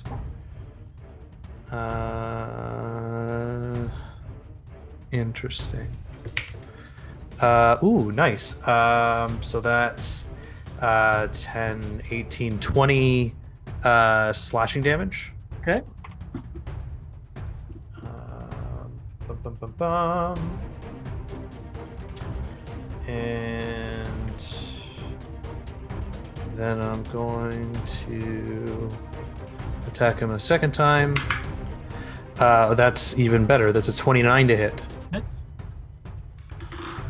For 12 slashing damage. Okay. That's going to be the end of my turn. Okay. So next up on the list will be Keywin, but we're actually going to take a break real quick. Wasn't even paying attention to the time or so in brain and what was going on. So exclamation point critical, and we'll be back in about 10 minutes for your chance to win some critical dice. Exclamation point critical in the Twitch chat, live Twitch chat only.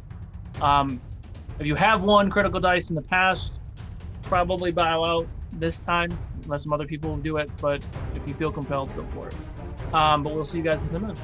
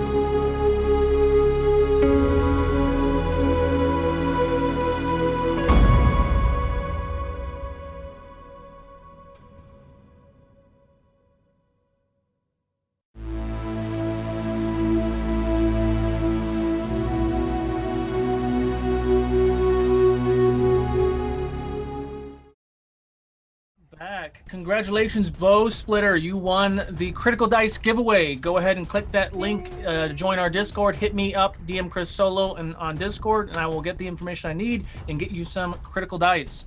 It's amazing dice. It's what I use to kill the players. What? As we pick back up, it is now Kiwin's turn. What would you like to do, Miss Kiwin? Did he take any damage from the fire?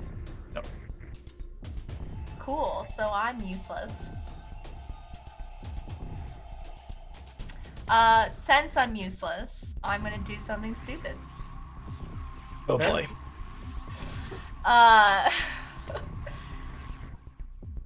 I'll wait. So I'm just gonna stay right there. Okay. So many emotions. It is his turn. I do not understand why you are so aggressive, Eclipse of the Moon. Can you make a... I should have been studying this whole time. Can you make a... I lost it. There it is. Con save for me. That's slightly better than what I was afraid you were going to say. I think you're... How close are you to me? 15 feet. Oh, wait. Never mind. I got my kitties mixed up. That's Orion concept. Oh, Were you just saying man. we all look the same to you? I was just gonna go there. Thank you so He much. already had furs with cat furs. The minis look the same. Obviously, if a big white furry cat was next to a tiny black furry cat, you would know they were obviously different cats. So that's a con save, yeah? Hmm? I'm sorry, I never get an opportunity to say anything like that. I had to take. No, I love it. Is this a spell cast? Yes. Fancy. Give me a perception check, though. Perception check. Sure. You rolled sleight of hand for that. 22. You do see him. Cool. Because I have Mage Slayer, I have advantage on spells cast within 5 feet of me. Mm-hmm. On save of 29 with a natural 20. Okay. So you take half that, so that's 14 points of necrotic damage. 14 necrotic. Is that reduced? Is that already half? That is reduced, yes. Okay, thank you. And are you doing your Mage Slayer or you attack? I am, yeah.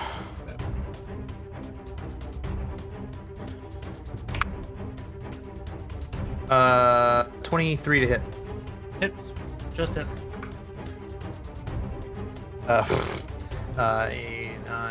11 slashing damage. 11. Yeah.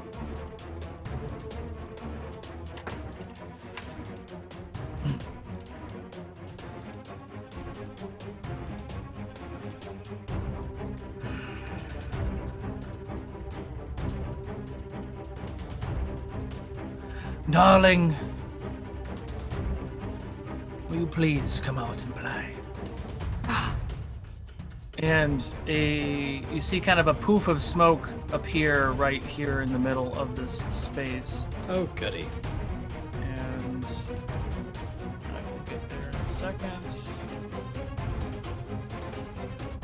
As a large snake appears in the middle of the room. Harry? Is that what you just For all said? the I ones said, that have Taryn! disturbed our sleep, yes? Well, you look delicious. And she is going to attack Kiwin. Warding flare. Okay.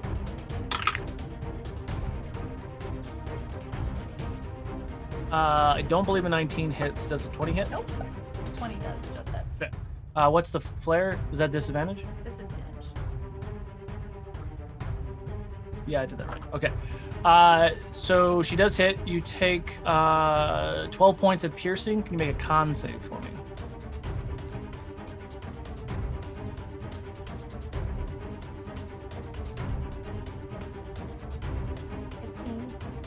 15. 15 fails. You are currently poisoned. Blech.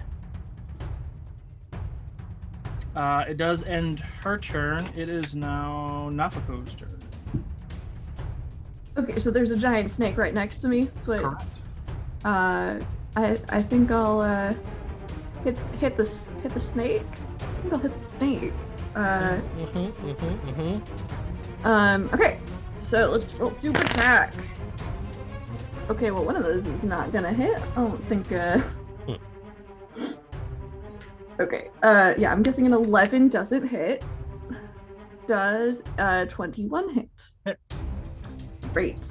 And I will add a smite to that just for fun.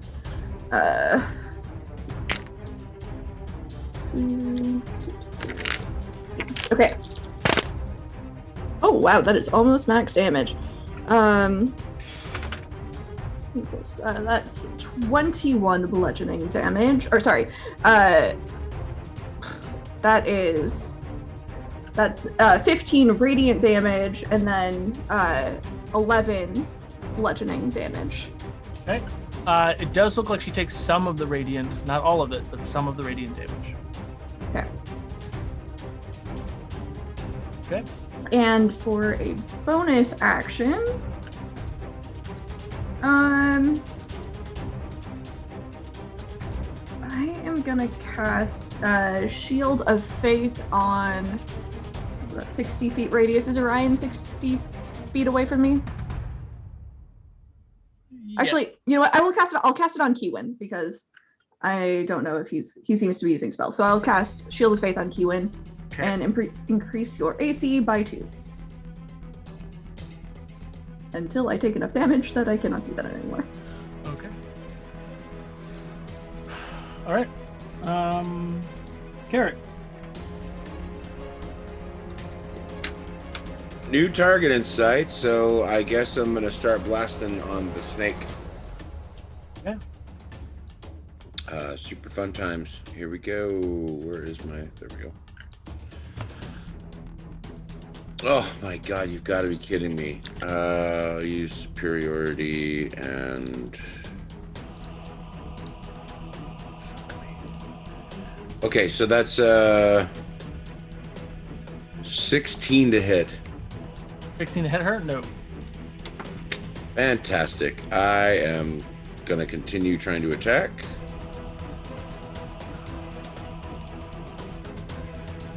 That's a 20 to hit. 20 hits? Just hits. Okay. And the snake takes 15 points of damage. Okay. As a bonus action, I will haste. I will cast haste from the ring, Okay. and that allows me to do one other action, and it will be another attack. Nope, I missed. What was it? Sorry, I rolled a 13. Got it. No, I rolled a 5 plus 8. So. Got it. Okay. Man, that sucked. It is Zaiku's turn. Zaiku is... I was ready to be an NPC.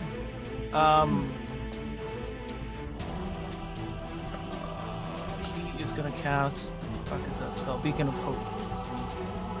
As his action. And he's going to spiritual weapon. So why not? Dan would be proud.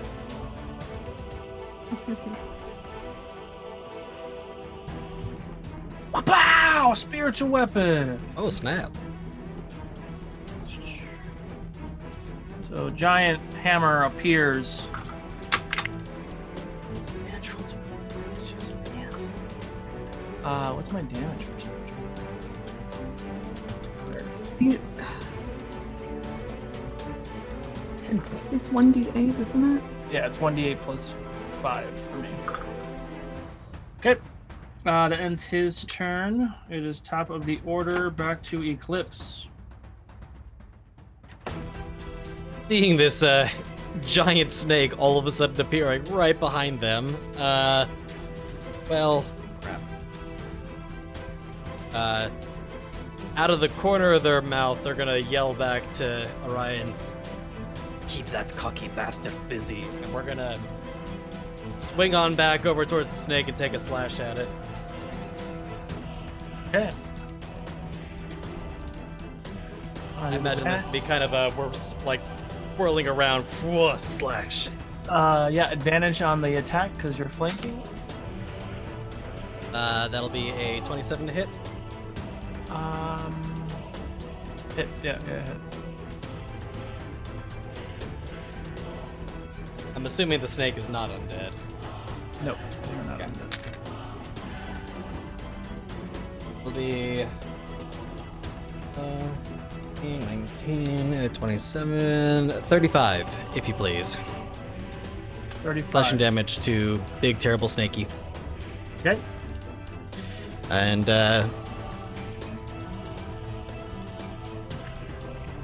bonus action, I am going to... Nope, that's it. That's all I'm doing. Okay. Kai. I am going to create a tiny sphere, 4 inches in diameter, into my hand and chunk it at the snake. Okay.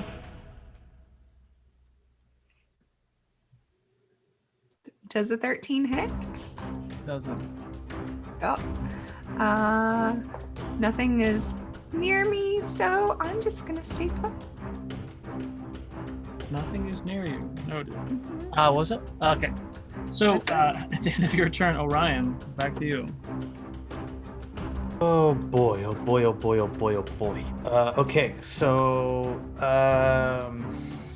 first things first, we're going to take the base of the halberd and swing it wild around my head.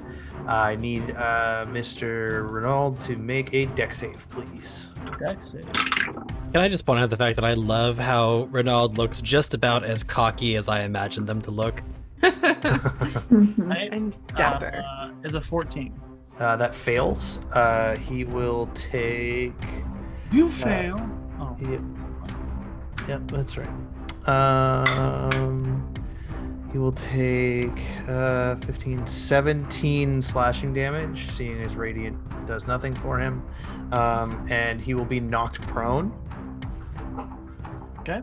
My second attack will be at advantage, seeing as he is now knocked prone. Do Oh, so close. That is a 31 to hit. Hits. And he will take nice 5, 8, 13, 15 slashing damage. I will take a bonus action attack to flip my halberd around and butt him in the nose.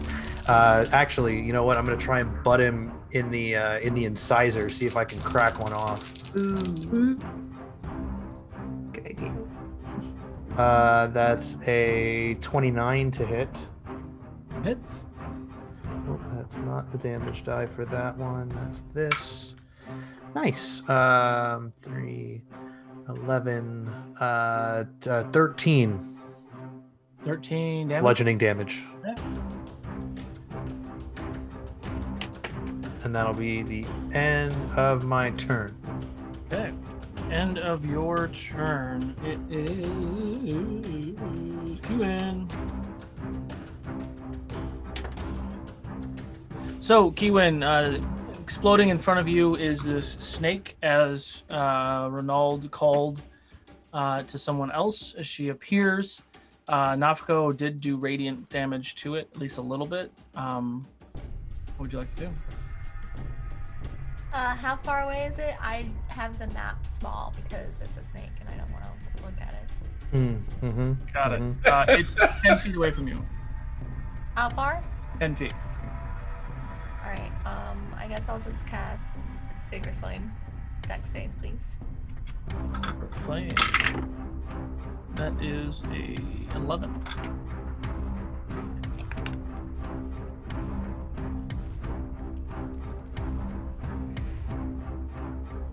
Four radiant damage.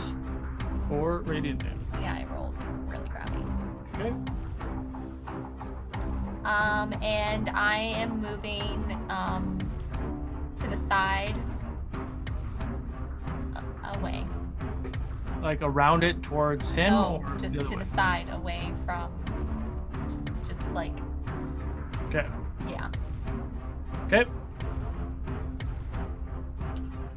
It is now their turn. She spins around at the two people behind her, and then he's going to cast probably a spell as well. Actually, he's going to fly. So he is going to fly. I don't know. You only have Mage Slayer, right? I have Mage Slayer, but if anything leaves my my threat range, I still get an attack of opportunity. Yeah, you can take a whack. Yeah, I will do that.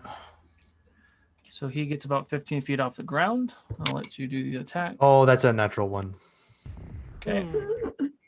And you step your little kitty toe. Oh. Not the toe beans.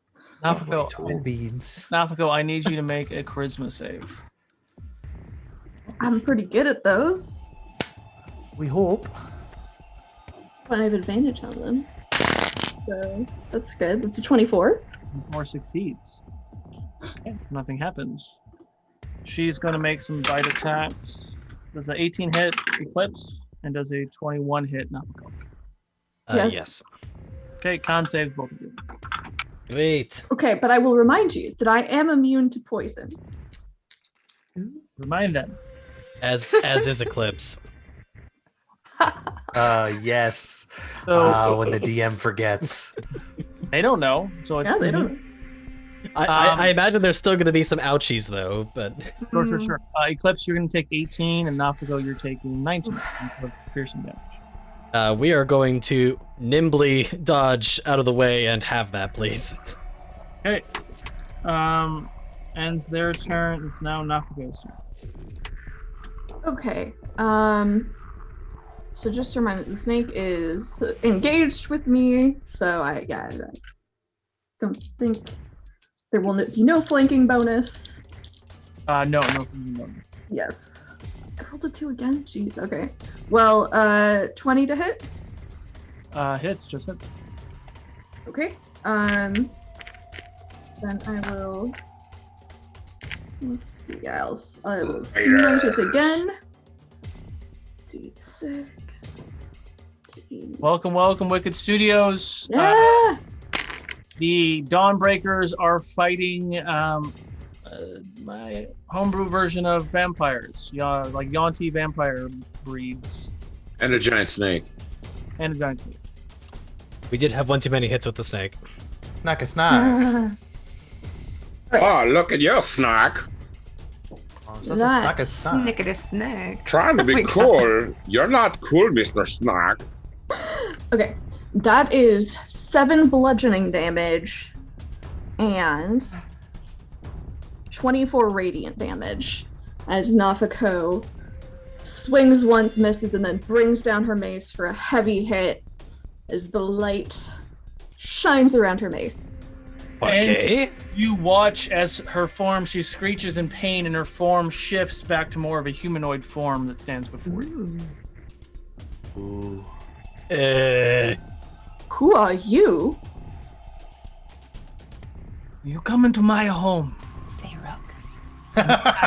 Oh, Say it's Rook. I'm just kidding. why?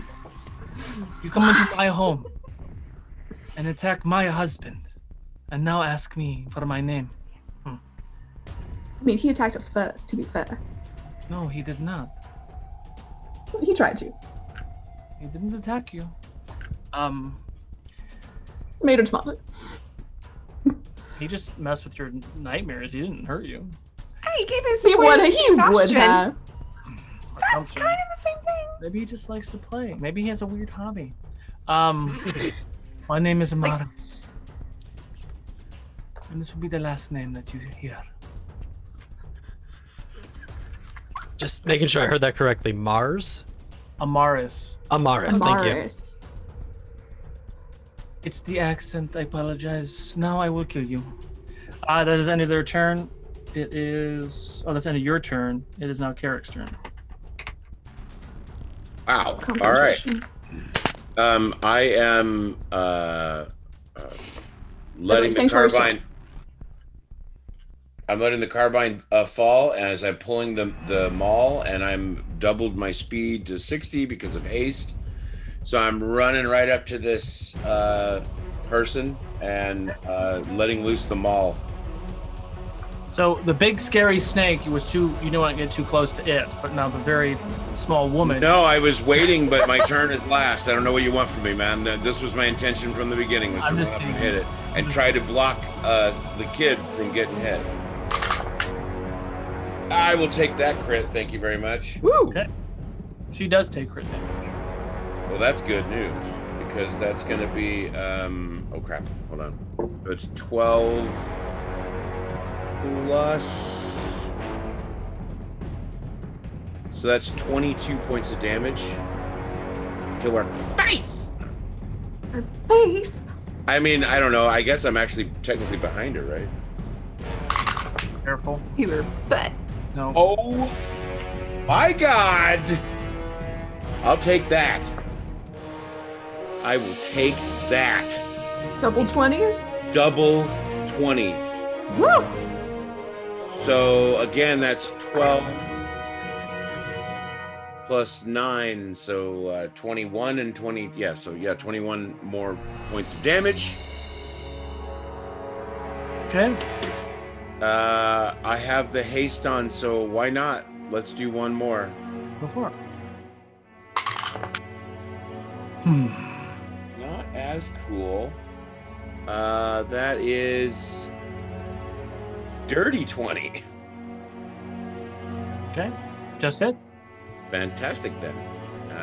Go. Fantastic then. Oh my, that's another 13 points of damage. Fighters. And that is my turn. Very nice.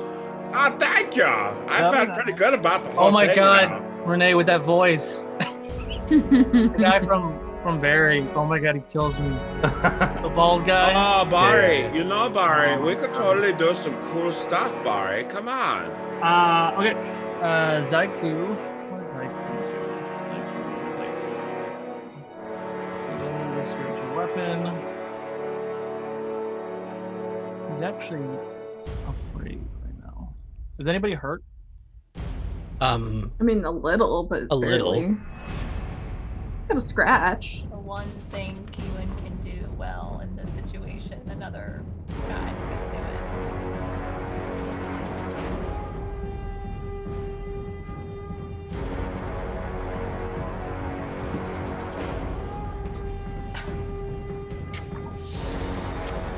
No, he's not going to do anything. Not that anyway. He's going to charge and make some attacks. So,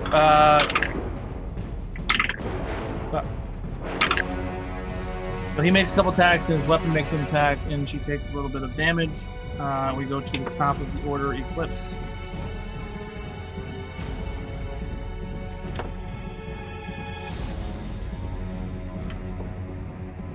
Whether you're a snake or tied to this creature, you're still in the way.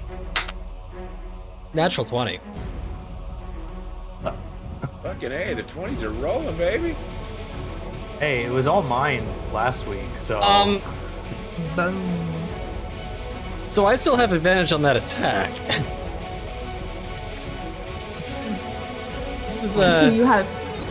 There are a lot of allies within 5 feet. Yeah, this is gonna be a big number. Yep. So that's so that's 42. So 50 to start with. Okay.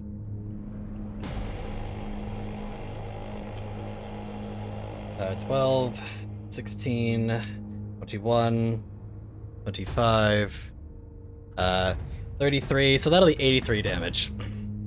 Oof. 83 damage. Wow. Welcome Critical to, hit. Welcome to Rogue Crits, Brady. Wow. Assuming she's not immune to critical hits. You already said she wasn't. That's awesome. Eclipse, Mm-hmm. The choice is yours. Uh-oh. Before she even got a chance to get another word out, she lost her head. Okay. So did she say her name was Amaris? I think her name is Marie Antoinette. With that, you have slain his queen. Yep. Or anything else that's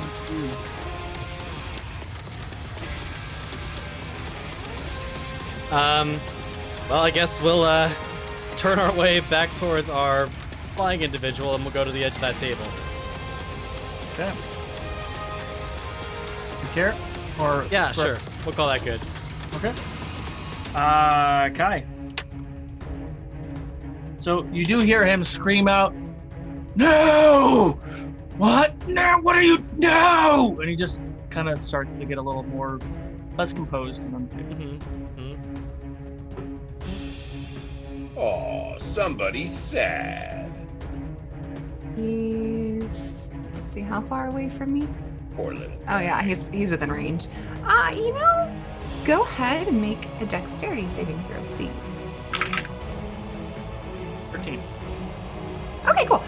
So I am going to cast lightning bolts up. Since he's flying, it's not going to hit anybody else. I'm lightning bolts up at him, and he's going to take. Oops. Stop it. How much lightning damage?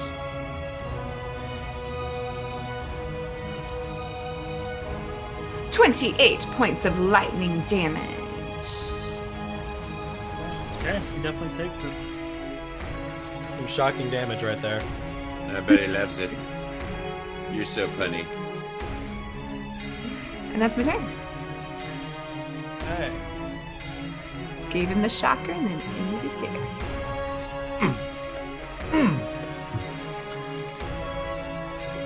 Yeah, I'm gonna. Is it my turn? Is it my turn now, Mr. Solo? Yeah, no, I'm looking at some of his abilities. Don't look at those. Close that tab. They are figments of your imagination. This is not the tab you're looking for. Exactly. So as he takes that damage, and he sees his queen die, he starts just to kind of like scream in pain, and he watches his form like starts to shift a little bit. There it is. And he gets twice the size of his current form, still humanoid-ish, Ish. but you see different properties, like his skin changes. So he's getting more scaly, and you see that his head becomes more snake-like, but the rest of the body is normal, and he is no longer flying. Oh. Aw, man. Oh. Big vampire. Yeah. So he's gone from medium to large, correct? Correct. All right. And now it is Ryan's turn. Ewan, you are on deck. For a second there, Orion was about to reach into his pack of javelins and then realizes he doesn't need to do that anymore. And sure enough, he will pull down to the bottom of the halberd and give it another swing around. I need a dex save, please. Okay. Can everyone give me a perception check too? Or intelligence, I guess, maybe.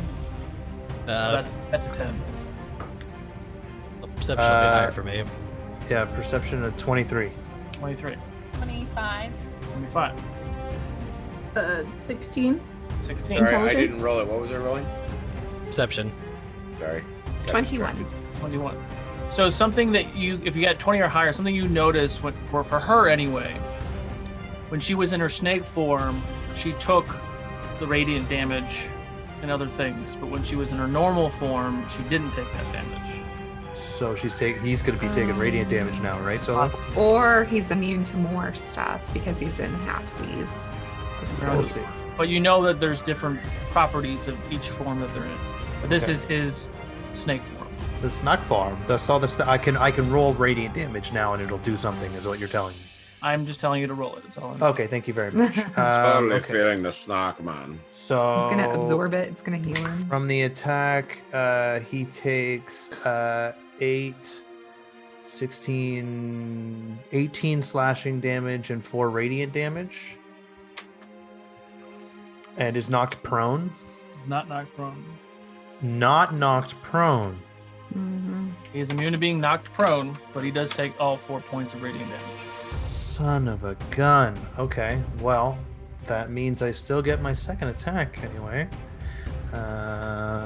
Disc. That's 27 to hit. It's La la la la, I'm not listening.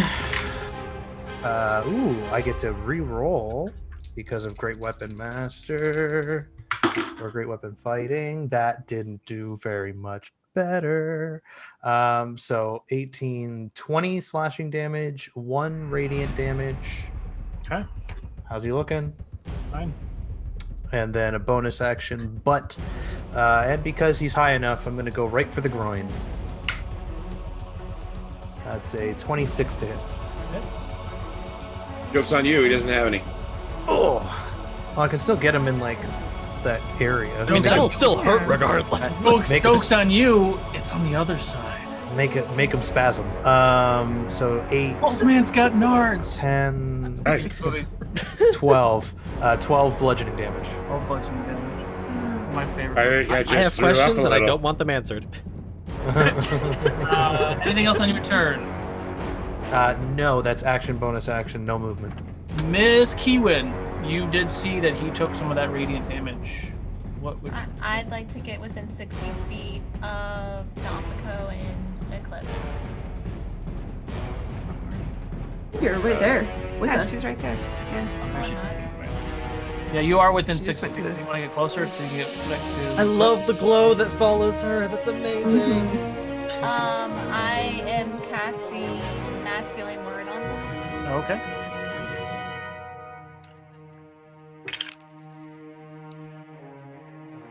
Yeah. Oh, 10 healing for them. it would be max, Miss Keewin, because you're all in a beacon of hope. Okay, so All of us go back up. 13. 13 points of healing. Lips is feeling real good. Anything else? Okay. Thank you, Keewin. It is now his turn.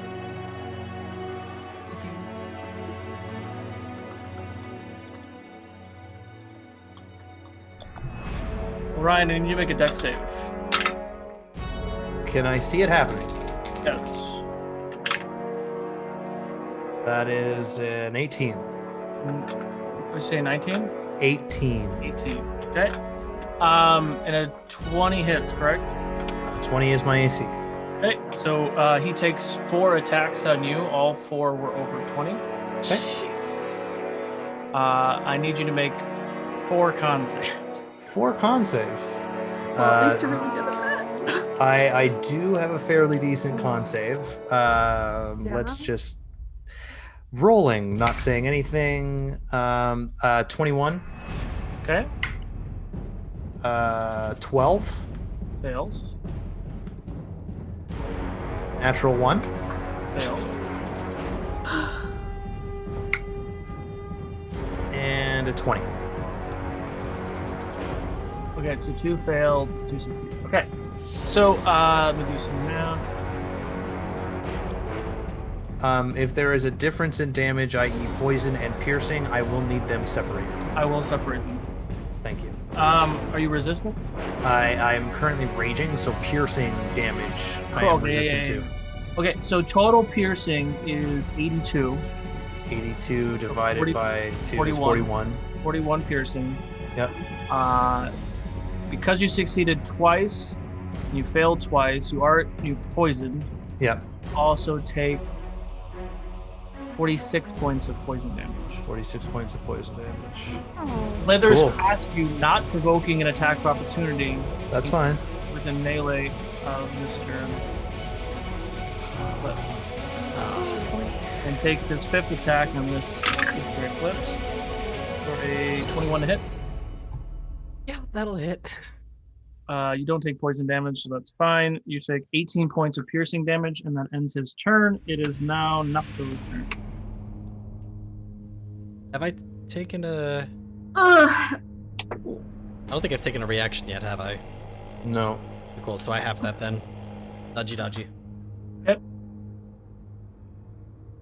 All those attacks were separated for. Yeah, never mind.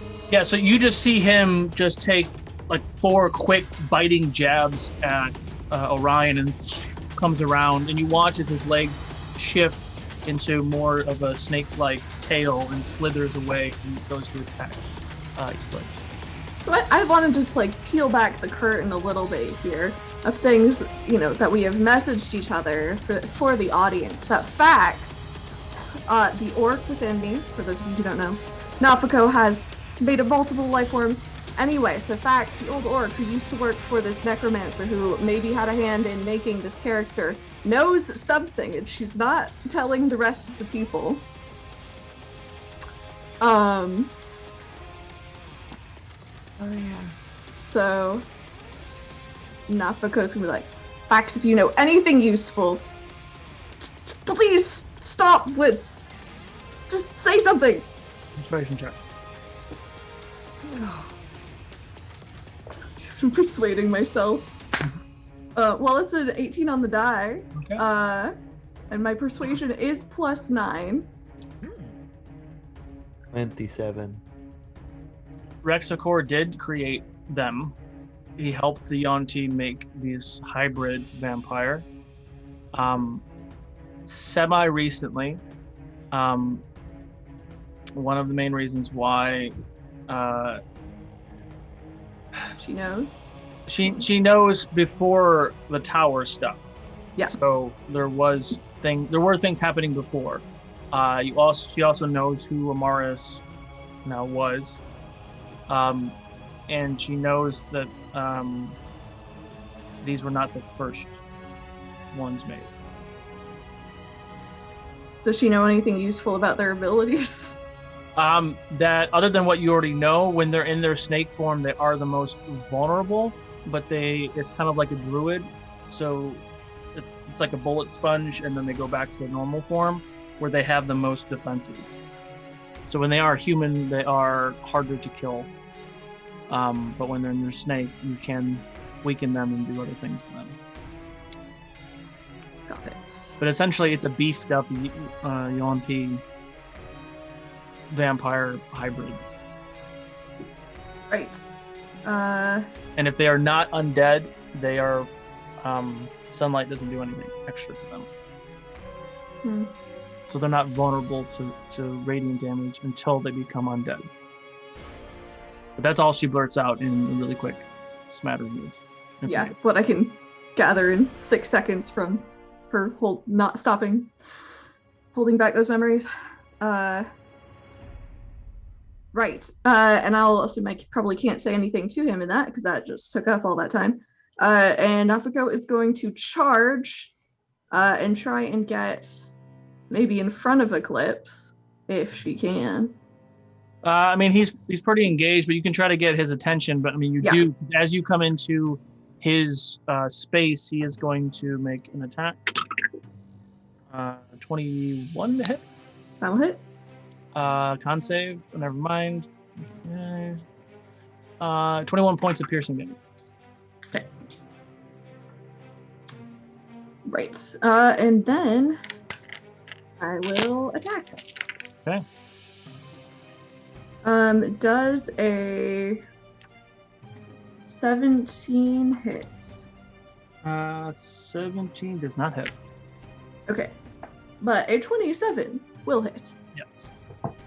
Great. So, second attack hits. As she smites. Yes.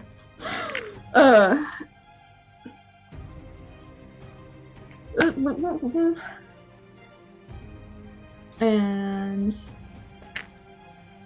we'll do that for. Let's do this at level 3 just for fun. So that should be 4 dice. 4 d8s. Okay. I'm rolling really well for these smites. Okay. 18 plus 8 is 26 radiant damage. And 8 bludgeoning. Whew. Didn't like that one. Okay. Her eyes flicker colors as she's trying to figure out what's going on.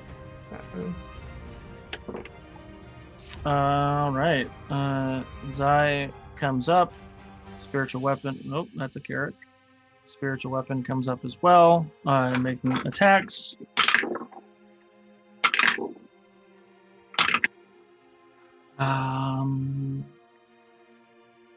Yep. So he's gonna take some damage. And it's now back to the top. Eclipse. Wait, what? Nope. Carrot. I just skipped carrot. I just skipped carrot. Go for it. Well, I guess Spectral Hammer went where I wanted to go, so whatever. I want to try to sneak up behind him as best I can. And slapping him with the maul. Advantage on the attack. Slap him. Fantastic then. Oh, goodness gracious. Oh, that's going to be a 24 to hit. Hits. And that is... 10 points of damage. 10 points of damage. And he's going to continue to swing. And that's a 23 to hit. 23 hits. Just hits. Okay. And that is another 9 points of damage. Okay. I'm hasted, so I'm using it as another chance to attack. Go for it. Eclipse, you are on deck. Wow, that's a 25 to hit. Hits.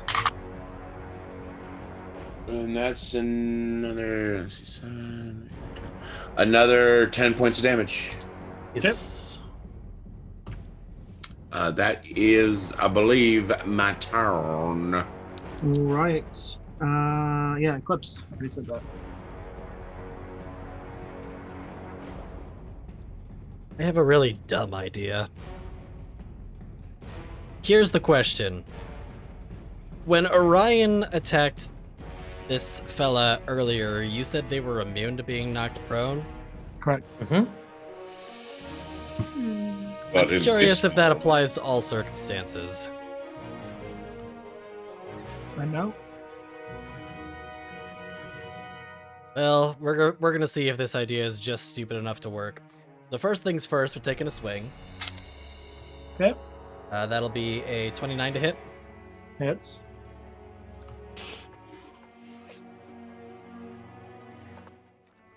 In 25, 33 damage, if you please. 33. And takes the swing, and then nimbly, with my very fast hands, is going to grab a rope, toss an end to Nafako, and say, catch. And we are going to use our movements to run a circle around this fella. Okay. And I should theoretically, hopefully, have enough movement to be able to run around, dodge Carrick and the others, and then pull. Okay. So you have a snake and a rope. Okay. Is he a snake right now? He's mostly snake now. He He's does got a not still- snake head and a snake legs. Oh, I missed the part where he had snake legs. Okay. Yeah, he moved. He shifted to snake legs as he came to you. You can bypass that if you want to come back. I just didn't put the snake back on the board. So No. That's fair. Yeah. If he's got snake legs, then this idea is not going to work at all. So maybe not then. What would you like? I thought we were still bipedal. In that case, no, we're just gonna. We'll go ahead and we'll disengage and maybe like jump back onto the table. On the table. Yeah, why not? Okay. Get a little bit closer to their face. Height. Okay. I mean, not physically. I just meant height-wise, but yeah. There you go. Okay. Kai. I'll snap and create another 4-inch ball of energy in my hand and hurl it at him. Okay. Oh, that's better. 26 to hit. That hit. And that's going to be 21 thunder damage. All right. He's been thunderstruck. That's it. Okay. Ryan. Orion's going to use Visarion to vault, using the pick part to vault up onto the table and jump over Eclipse and come down with the halberd. Okay. Swinging wildly. I am going to do this recklessly because reasons. So you're saying that Eclipse gets a peek under the kilt? Correct. Can I just say that had the snake creature not moved earlier, you literally just did what I was about to do. Oh. As are cut from the same cloth. One would assume. Cut from the same kilt, as it were. 29 to hit. That.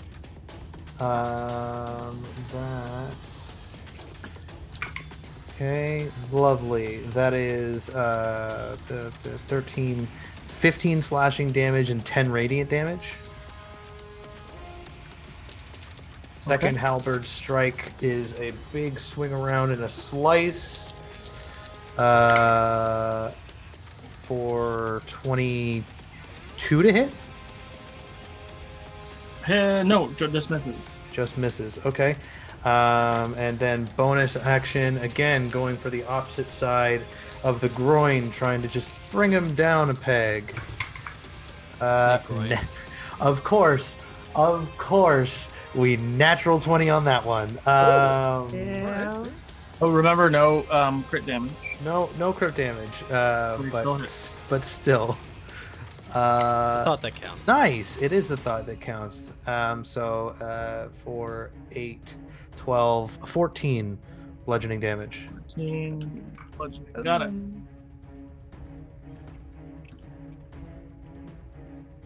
Anything else? Action, bonus action movement. That'll be it for me. Got it. Keywin.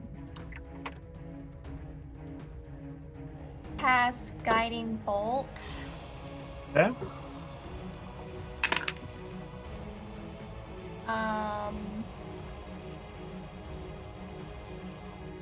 That's 28. Hits.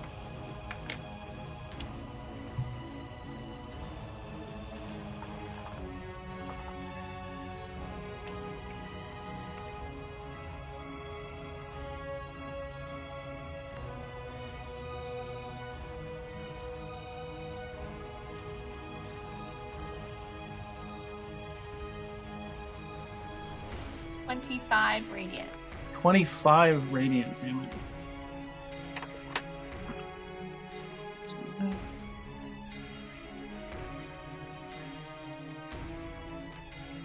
Keywin, the choice is yours.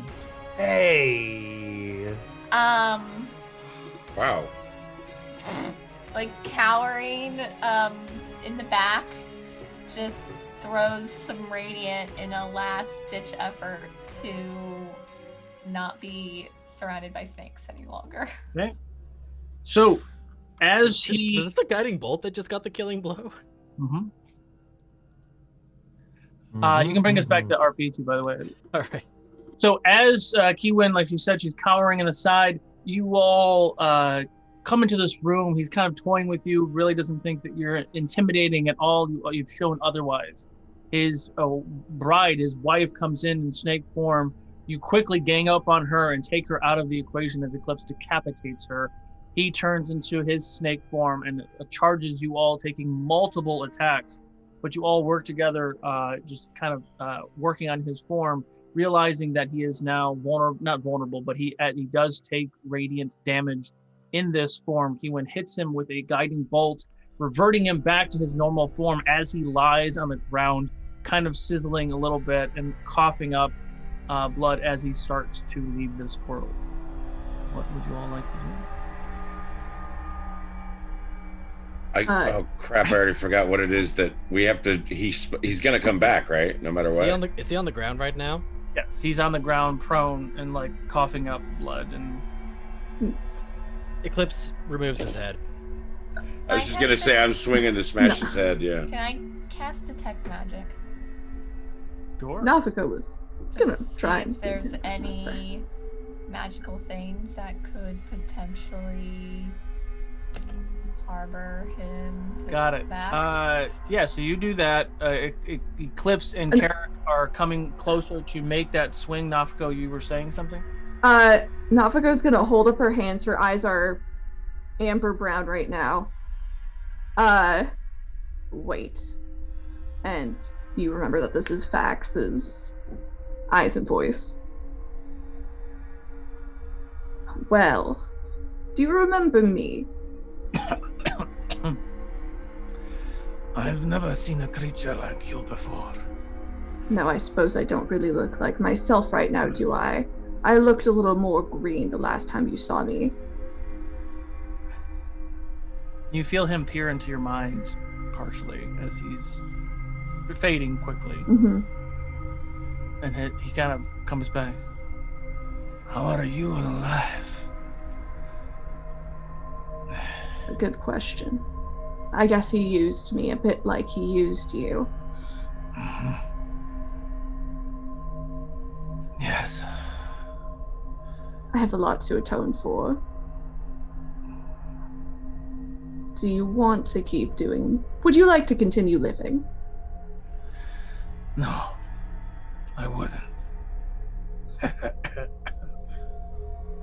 Then where can we kill you forever? You'll never find me. We'll see. And then she takes her mace and smashes it on his face. Okay. So you watch as Nafiko smashes his face in. She keeps... Should make you do what I had Jovi do a while ago. Make like a save and lose yourself in the smashing. But Reynald is dead. And you are in this crypt. Once he dies, all you watch as all those spectral forms start to like move around and kind of cautiously look, and they look at all of you. Thank you. And you watch as they all Orion quietly to himself. Freedom. Is there any magic stuff? Oh yeah, sorry.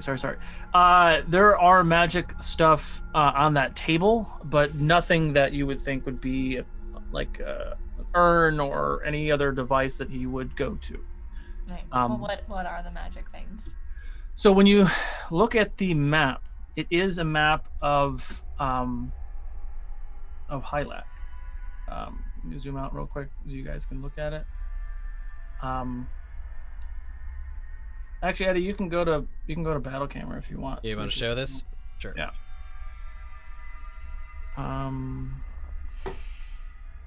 So let's just draw. On the map, it is this portion of Hylac. You guys are currently right about there on the map. It has this city marked. It has this city marked, and this city marked. So there are symbols on the map. So you see symbol of what looks to be the Dragon Dynasty. Mm-hmm. So there's like, we'll call it a blue symbol, like a dark blue. We'll just use the colors of the map. It's a dark blue symbol. You know that yellow on the map is RoU. So there is an orcish symbol on the yellow tokens that are on those three cities.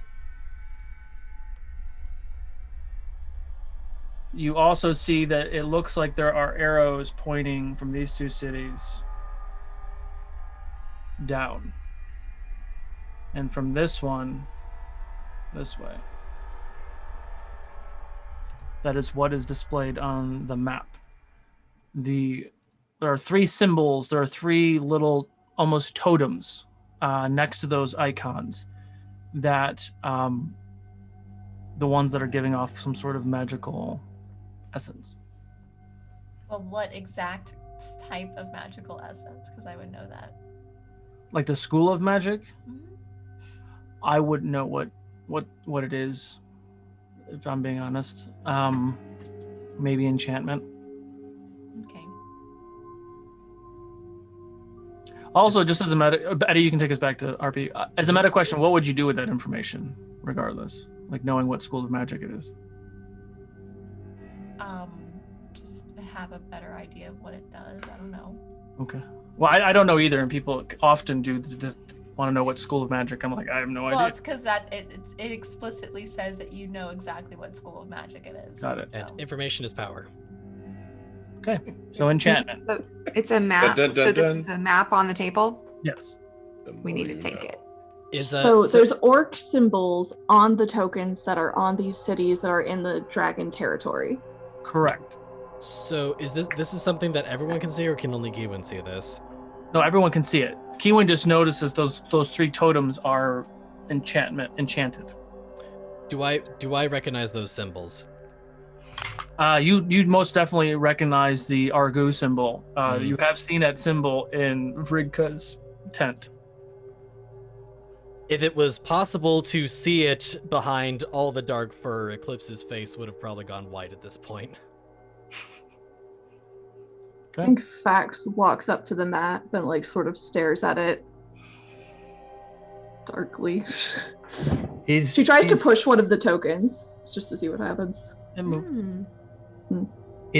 Sorry, just for my clarification, is the map on the table or is the map the table? The map is on the table.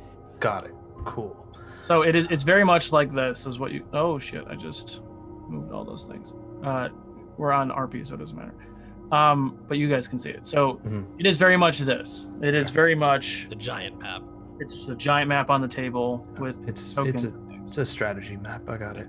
Yeah. Okay. This one has seen the symbol before. That is the mark of RoU.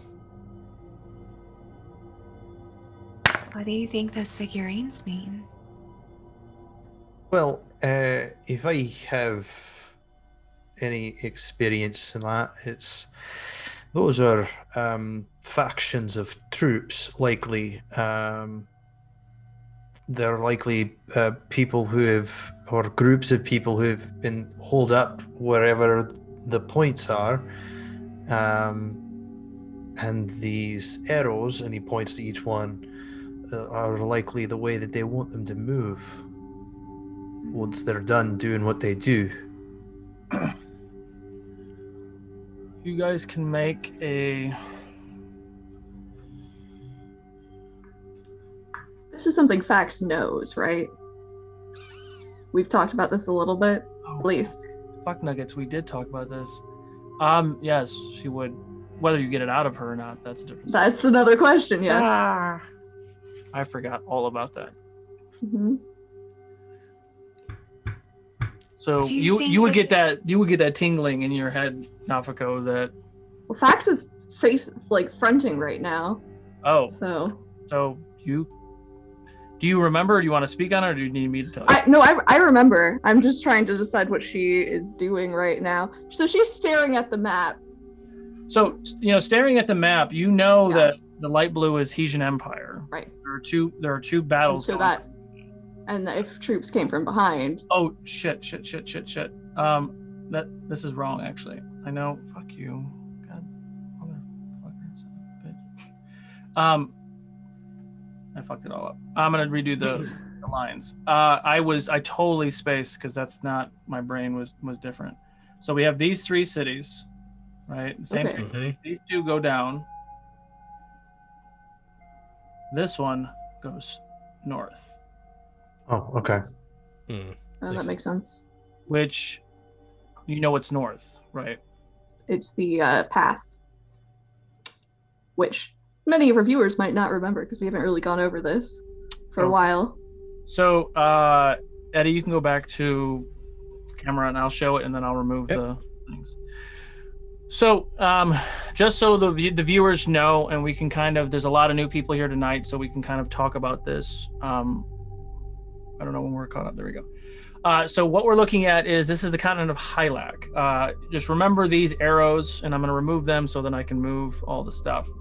So going to the full scope of the map, everything in the dark blue is the Twin Dragon Dynasty, the good guys, arguably. The yellow is the very terrible, like the good guys in the blue area. It's full of orcs and goblins and hobgoblins and tieflings and all sorts of exotic races, but they're all kind and gentle, and farmers and family men and bakers and blacksmiths and all sorts of stuff. So like a normal D&D campaign setting of people who just don't want anything to do with war. Everybody in the yellow section are the conquest orcs, hundreds of thousands of conquest orcs that are stuck there. What we were just talking about was the pass, is this area right here. There is a monstrous 3-mile deep, 6-mile tall wall built by the dwarves that is essentially, it's not a wall, it's a fucking castle, but it's built as if it was a wall that is blocking the north from the south, multiple gates on the thing. Long story short, those evil orcs used to be on the southern part, and they got to the northern part and then were locked out. The lot to stay up there and die. So what we were just talking about, and I'll zoom out just a little bit just so you guys can get a little bit better of a picture, because it's very important, because I misspoke. So these were the 3 cities that had the RoU symbol on them. These 2 went this way towards the current conflict with the Hesian Empire, and this one went north towards the wall. And you guys are all currently where the X is right now. So that is what you see. And those symbols, the little icons that sit on the map are what is telling you which way. So there's nothing drawn on the map. Just so you're aware of what you see and all that. You can take us back to RP now. So that is what you see. You can take that how you will. Your 2 decapitated Yuan-Ti vampire folk they're dead on the ground behind you. Their heads just hanging out. The spectral creatures have gone. Everything in the room is still lit. What would you like to do? Wand of Secrets. What does that do? I don't remember. It pulses and points at the trapped door, a secret door, or a trap that's within 30 feet of me, and I'm gonna be like walking around. Okay. Looking for traps and secret doors. Got it. Or secret containers. Everything out is out in the open in this space. Damn. No other secret doors or traps in this main space. Looking around. Can critical dice make custom sets? I think so. Can't remember. I don't know if they can. Taryn can, but she just left. Got it. Is this to suggest that RoU already has forces this far out?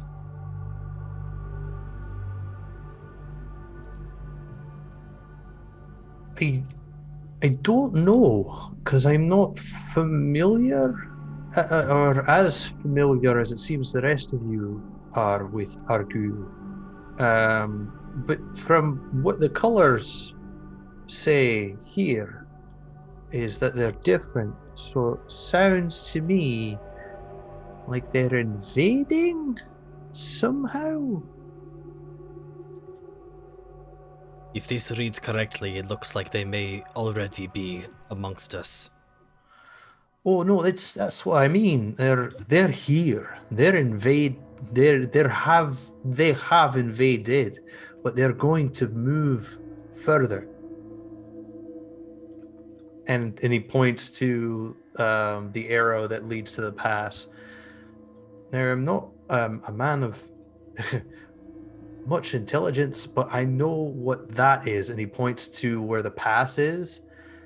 And if that's where they're headed, that's not good for anyone.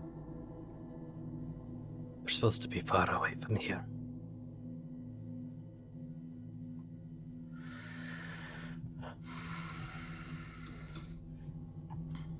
And Zayaku walks up and is kind of listening to all of you, very much scanning all of you. And kind of just looks at each of you as you're having this conversation and, tells Kiwin, "It's all right, Kiwin. The snakes are gone."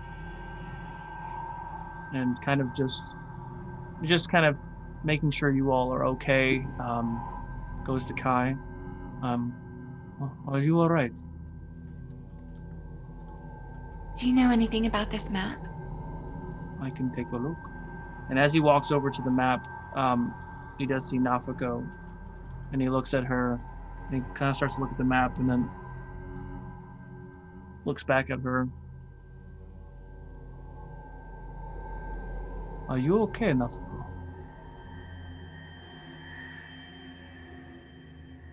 I'm not too injured, if that's what you're asking. That is not what my feeling is telling me. He has a passive insight of 28, by the way. I mean, my deceptions. And he all right. I Speak when you wish. And then he looks at the map.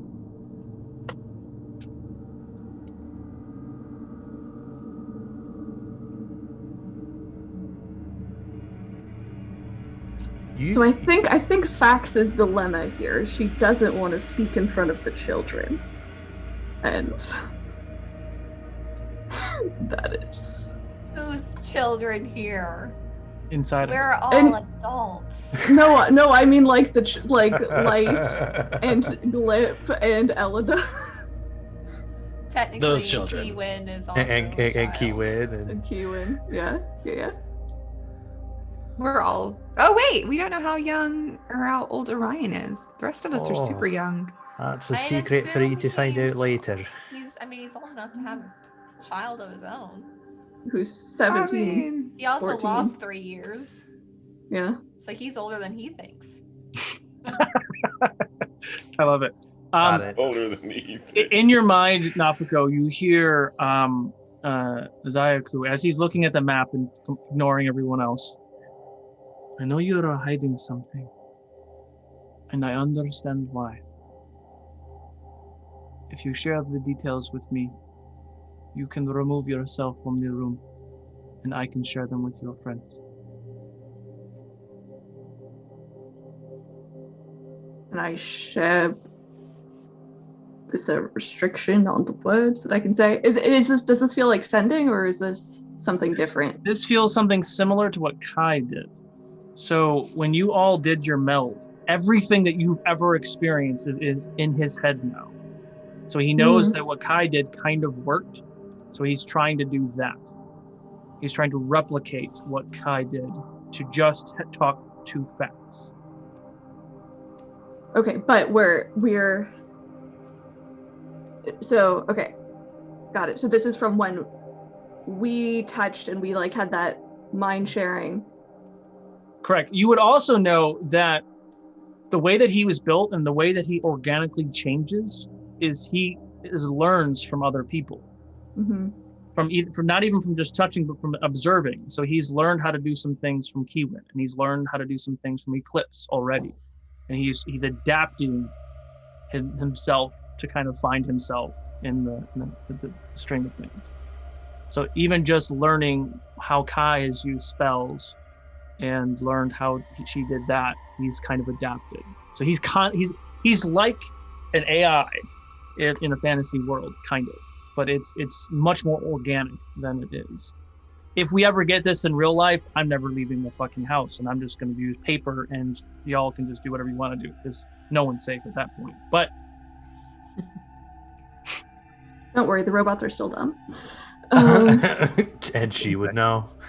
I do. I would know. They're really dumb. They're like they get very specialized knowledge, and then you just like you can trick them, and then they're dumb. Anyway, so I in no way support what is being spoken, just for any future things. All right, sorry. robots, you are dumb, and I'm not afraid of you. Okay, so anyway, Fax will. So she's just, I guess, thinking back in her mind. The Hesian Empire, well, RoU has long had a campaign in the south of Hylac to try and activate orcs who like the idea that orcs are better than everyone else, and that there's a whole half of the continent where they would be considered the most superior. Those are probably the people who are indicated in this. It's long been his plan to break open the gate, and I think Orion is exactly right. They're going to break that pass open and invade that conflict from behind. But I don't think it's really limited to these 3 cities. Maybe these are just the 3 he knows about. Or maybe these are the ones where there's a critical mass.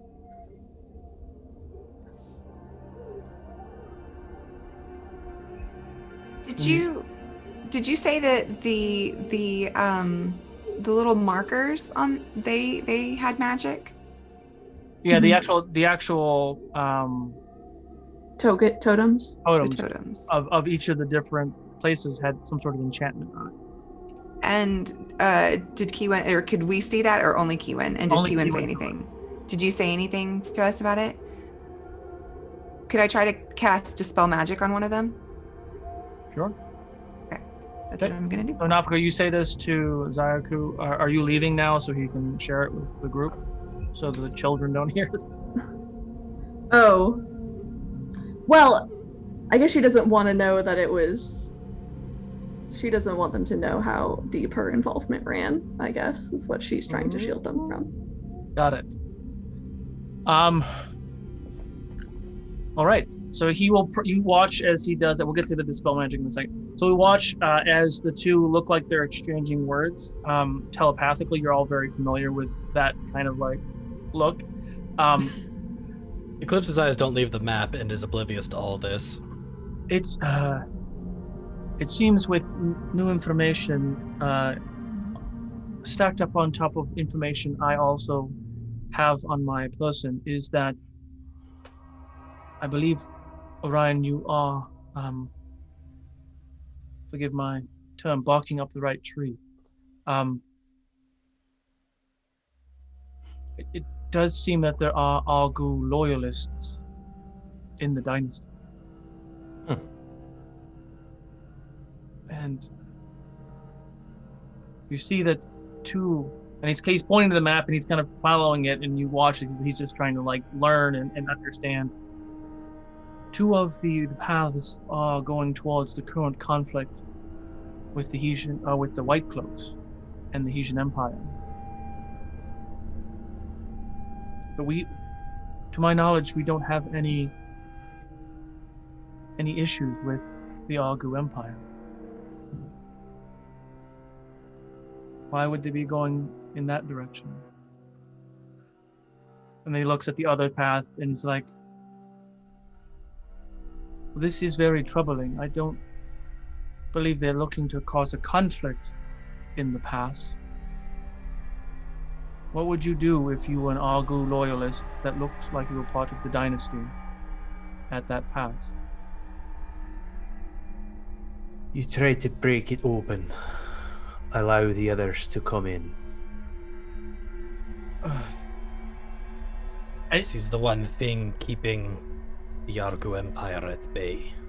You watch as if a construct could look worried, he looks worried in that moment and realizing the part he has played in all of this. Thank you so much, Adventure Archive, for raiding. We are here doing some deep stuff as we slowly wrap up this episode of the Realms of Ukodor. They just killed a hybrid Yonti vampire and are finding out that there is some very precariously positioned enemies within the dynasty's barriers. Yes, and Fax is going to send another message to Zayaku. Okay. And also, welcome Raiders. My character has multiple personalities for reasons. Exclamation point Lifeforge. Hej and Argu are working together.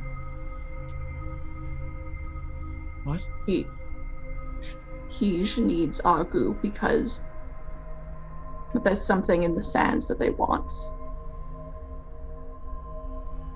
He thinks for a moment, like he's accessing information.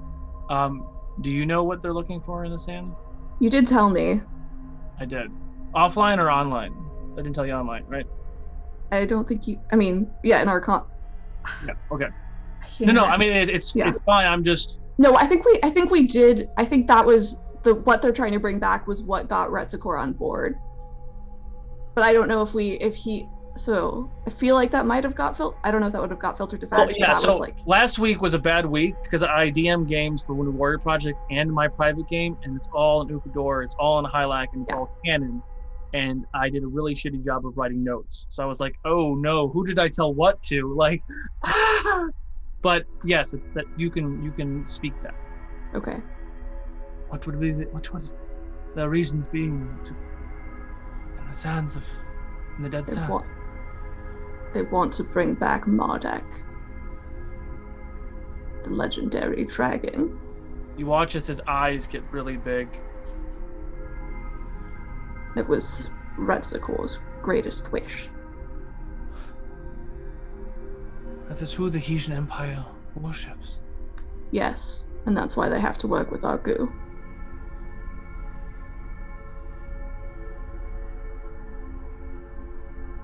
You watch as you all see this as they're having this conversation. He's having very facial reactions, and you actually see like a glint of almost like oil kind of come down his cheek for a moment, and he kind of falls back and sits on like the stonework right there and just is in shock.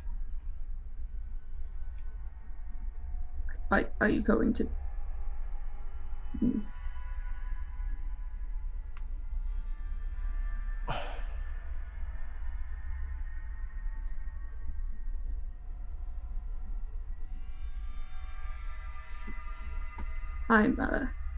I'll be right back. And she does walk out of the room for this part. Okay. Orion like quizzically watches her walk out of the room. What is it? Were you wanting him to say what you just spoke about? Yeah. Okay. She is leaving because she doesn't want the younger ones inside of her to hear this. It appears Fax is aware that the Argu Empire and the Hesian Empire have a common interest. The Hesian Empire worships Mardek, a legendary bronze dragon who died in the Dead Sands, which is occupied by Argu.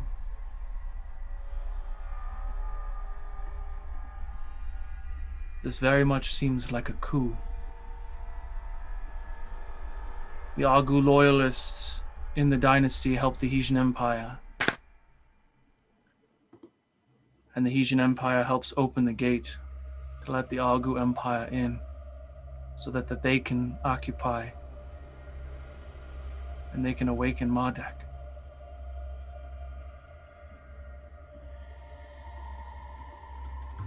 What have I done? Orion puts up a clawed paw. Sorry, a bit lost. Who the fuck is Mardek?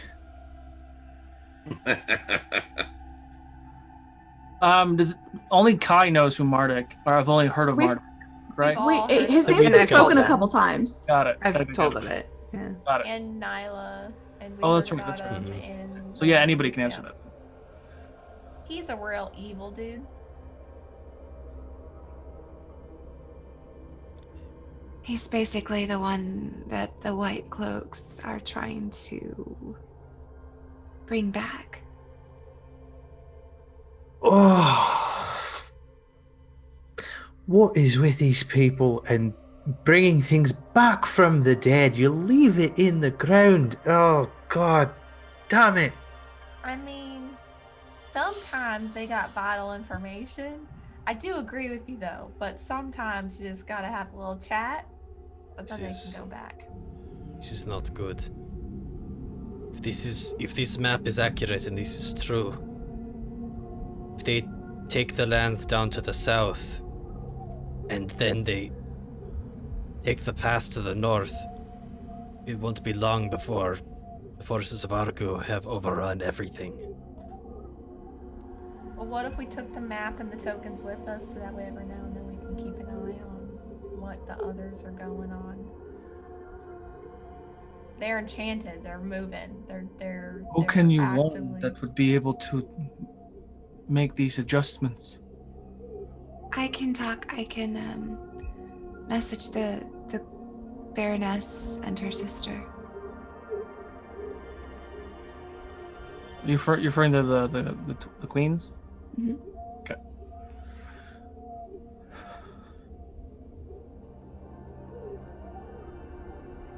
All right. And he's like, I will take. And he kind of looks, and you can see that he is kind of with his hands. He's like motioning, and it's almost like he's taking measurements, so he could replicate where all these tokens go.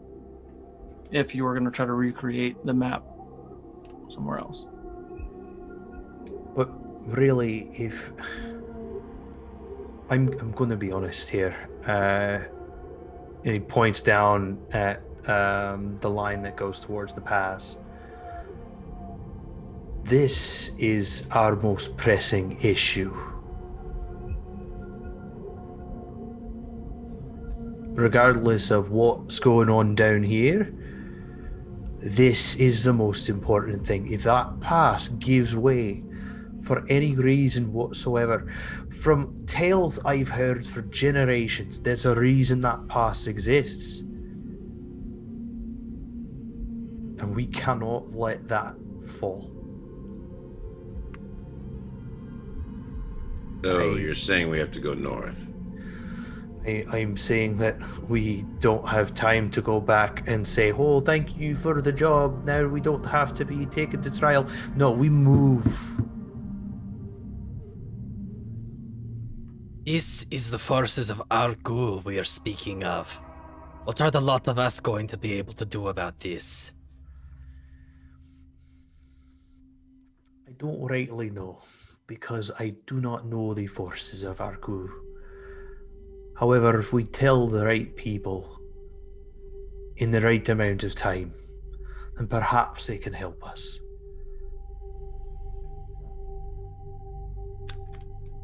But we are nothing to no one if we stand around here and do nothing. He finishes scanning the map. He takes the tokens and things, and he starts to put them into a bag. Oh, you cast Dispel Magic. You cast Dispel Magic on one of those tokens, and nothing visually sees anything happen. Okay. He puts it all into a bag, and he rolls the map up, and then kind of folds it and puts that into a bag, and then hands the bag to Yukai. This is for your queens, or the people that you speak to. Thank you. Just for clarity, did Zaiku share what was exchanged between two of them? Yes. He openly did it as it was his thoughts to protect Nafako and the children, and the second thing, he just openly said whatever she said as she left, with some stuff that he knew as well. Just to clarify, he made it sound like they were his thoughts, or he clarified that this was communicated?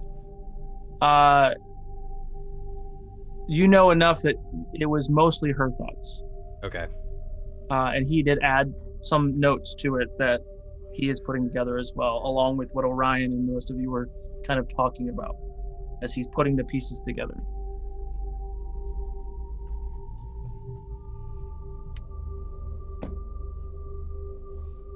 And Eclipse is going to step away from the table and just start pacing. Okay.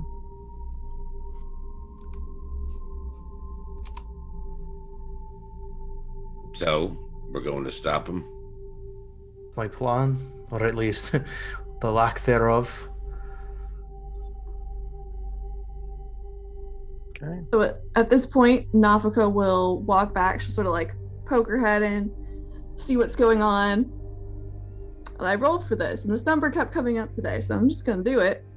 This time her eyes are a color you have never seen. They are a sapphire blue. I mean, Orion's not seen most of them at this point, but she's like, right, you were talking about that. You were a little robotic at that point, that time. You all done talking about that? The rest of them, they're all like fighting right now, so finally got control, and she's like stretching. Oh, don't love all the punches we took earlier, but so nice. Finally be able to talk for myself, you know? Ah, who are you? I'm Ema. It's so nice to talk to you. Sorry, one more time with that name. My name is Ema. Y-M-A-R. Ema. Great to meet you. Isn't that what you don't you have one of those, Kiwin? I have a ma, yeah, I have a ma and a mama. You have okay, right, okay. This is an emo. Totally different. I don't have one of those. Yeah, it is totally different. So yeah, that's me. A lot of drama in the background. People not talking to each other and yelling at each other. So are we hanging around here? Sorry. Have any of you lot spoken to this individual before? No, that's why I just asked her who she was. Well, I'm just My checking. name's Keywin. I mean, you do you know that? Oh yeah, Okay. I know who all of you are. Mm-hmm. I never know how this goes, but cool. Would you excuse me, please? And he walks over to Eclipse and goes, "Do you believe we do have a new Still friend?" pacing, by the way. Yeah, no, he's just gonna watch you pace back and forth. Mhm. Right, no, I do believe that we have a new friend that you need to say hello to.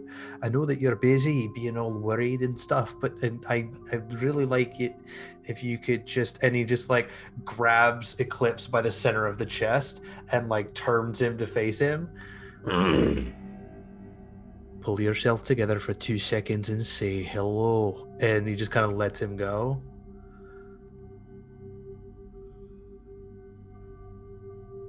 We're dealing with the forces of RoU, and you're criticizing me on formalities.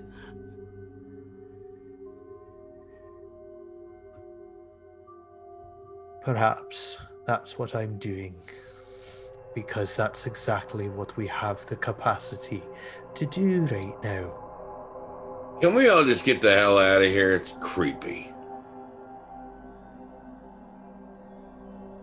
I mean, I'm for leaving for sure.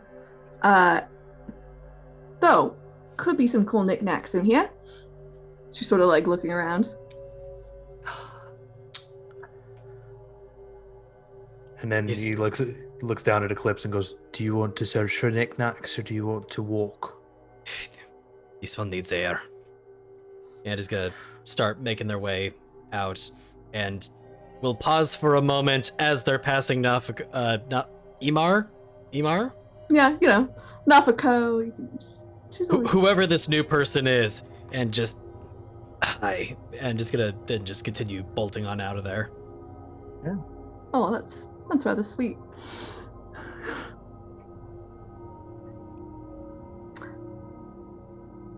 I don't think that we have anything to search for, dear. If I'm going to be honest, I think we found all we've come to find. If you'd Damn. like to rummage about, you're more than welcome to, but I don't rightly know where to start. Bodies? Yeah, that was what I was like. We haven't looked at the bodies yet, have we? Yeah. So I mean, you I did cast detect magic. So You there's did at cast least no detect magic. Oh, that's magic right. on them. So you take some time and you investigate all the crates and things, and it's all mundane items. If you want to add some, you can, like basic swords and weapons and things. Health drops?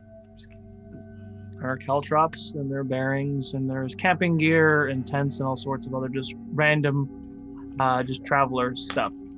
But you do take some time to do that. Is there anything else you want to do inside of the crypt, or are you wanting to follow Eclipse out into the late afternoon? Did we check the crypt just to make sure he didn't like go into the crypt? Or you can take some time to go and check the crypt. He's not in there. The fires in this space do start to dwindle now. The candles that seemed forever lit are actually more like normal candles now. So the candles are actually the wax is starting to disappear Time to go. and melt. But you take some time, you leave the space if there's nothing else you want to do. Nothing on the bodies either. Well, that's a lie. That is a lie. And something that Umar doesn't care, but other people might care for is like any notebooks or notes or anything like that. There is a note in his person, a letter written from Reynald to someone by the name of Vartus, talking about the Ivory Hearts and the Uprising. Okay.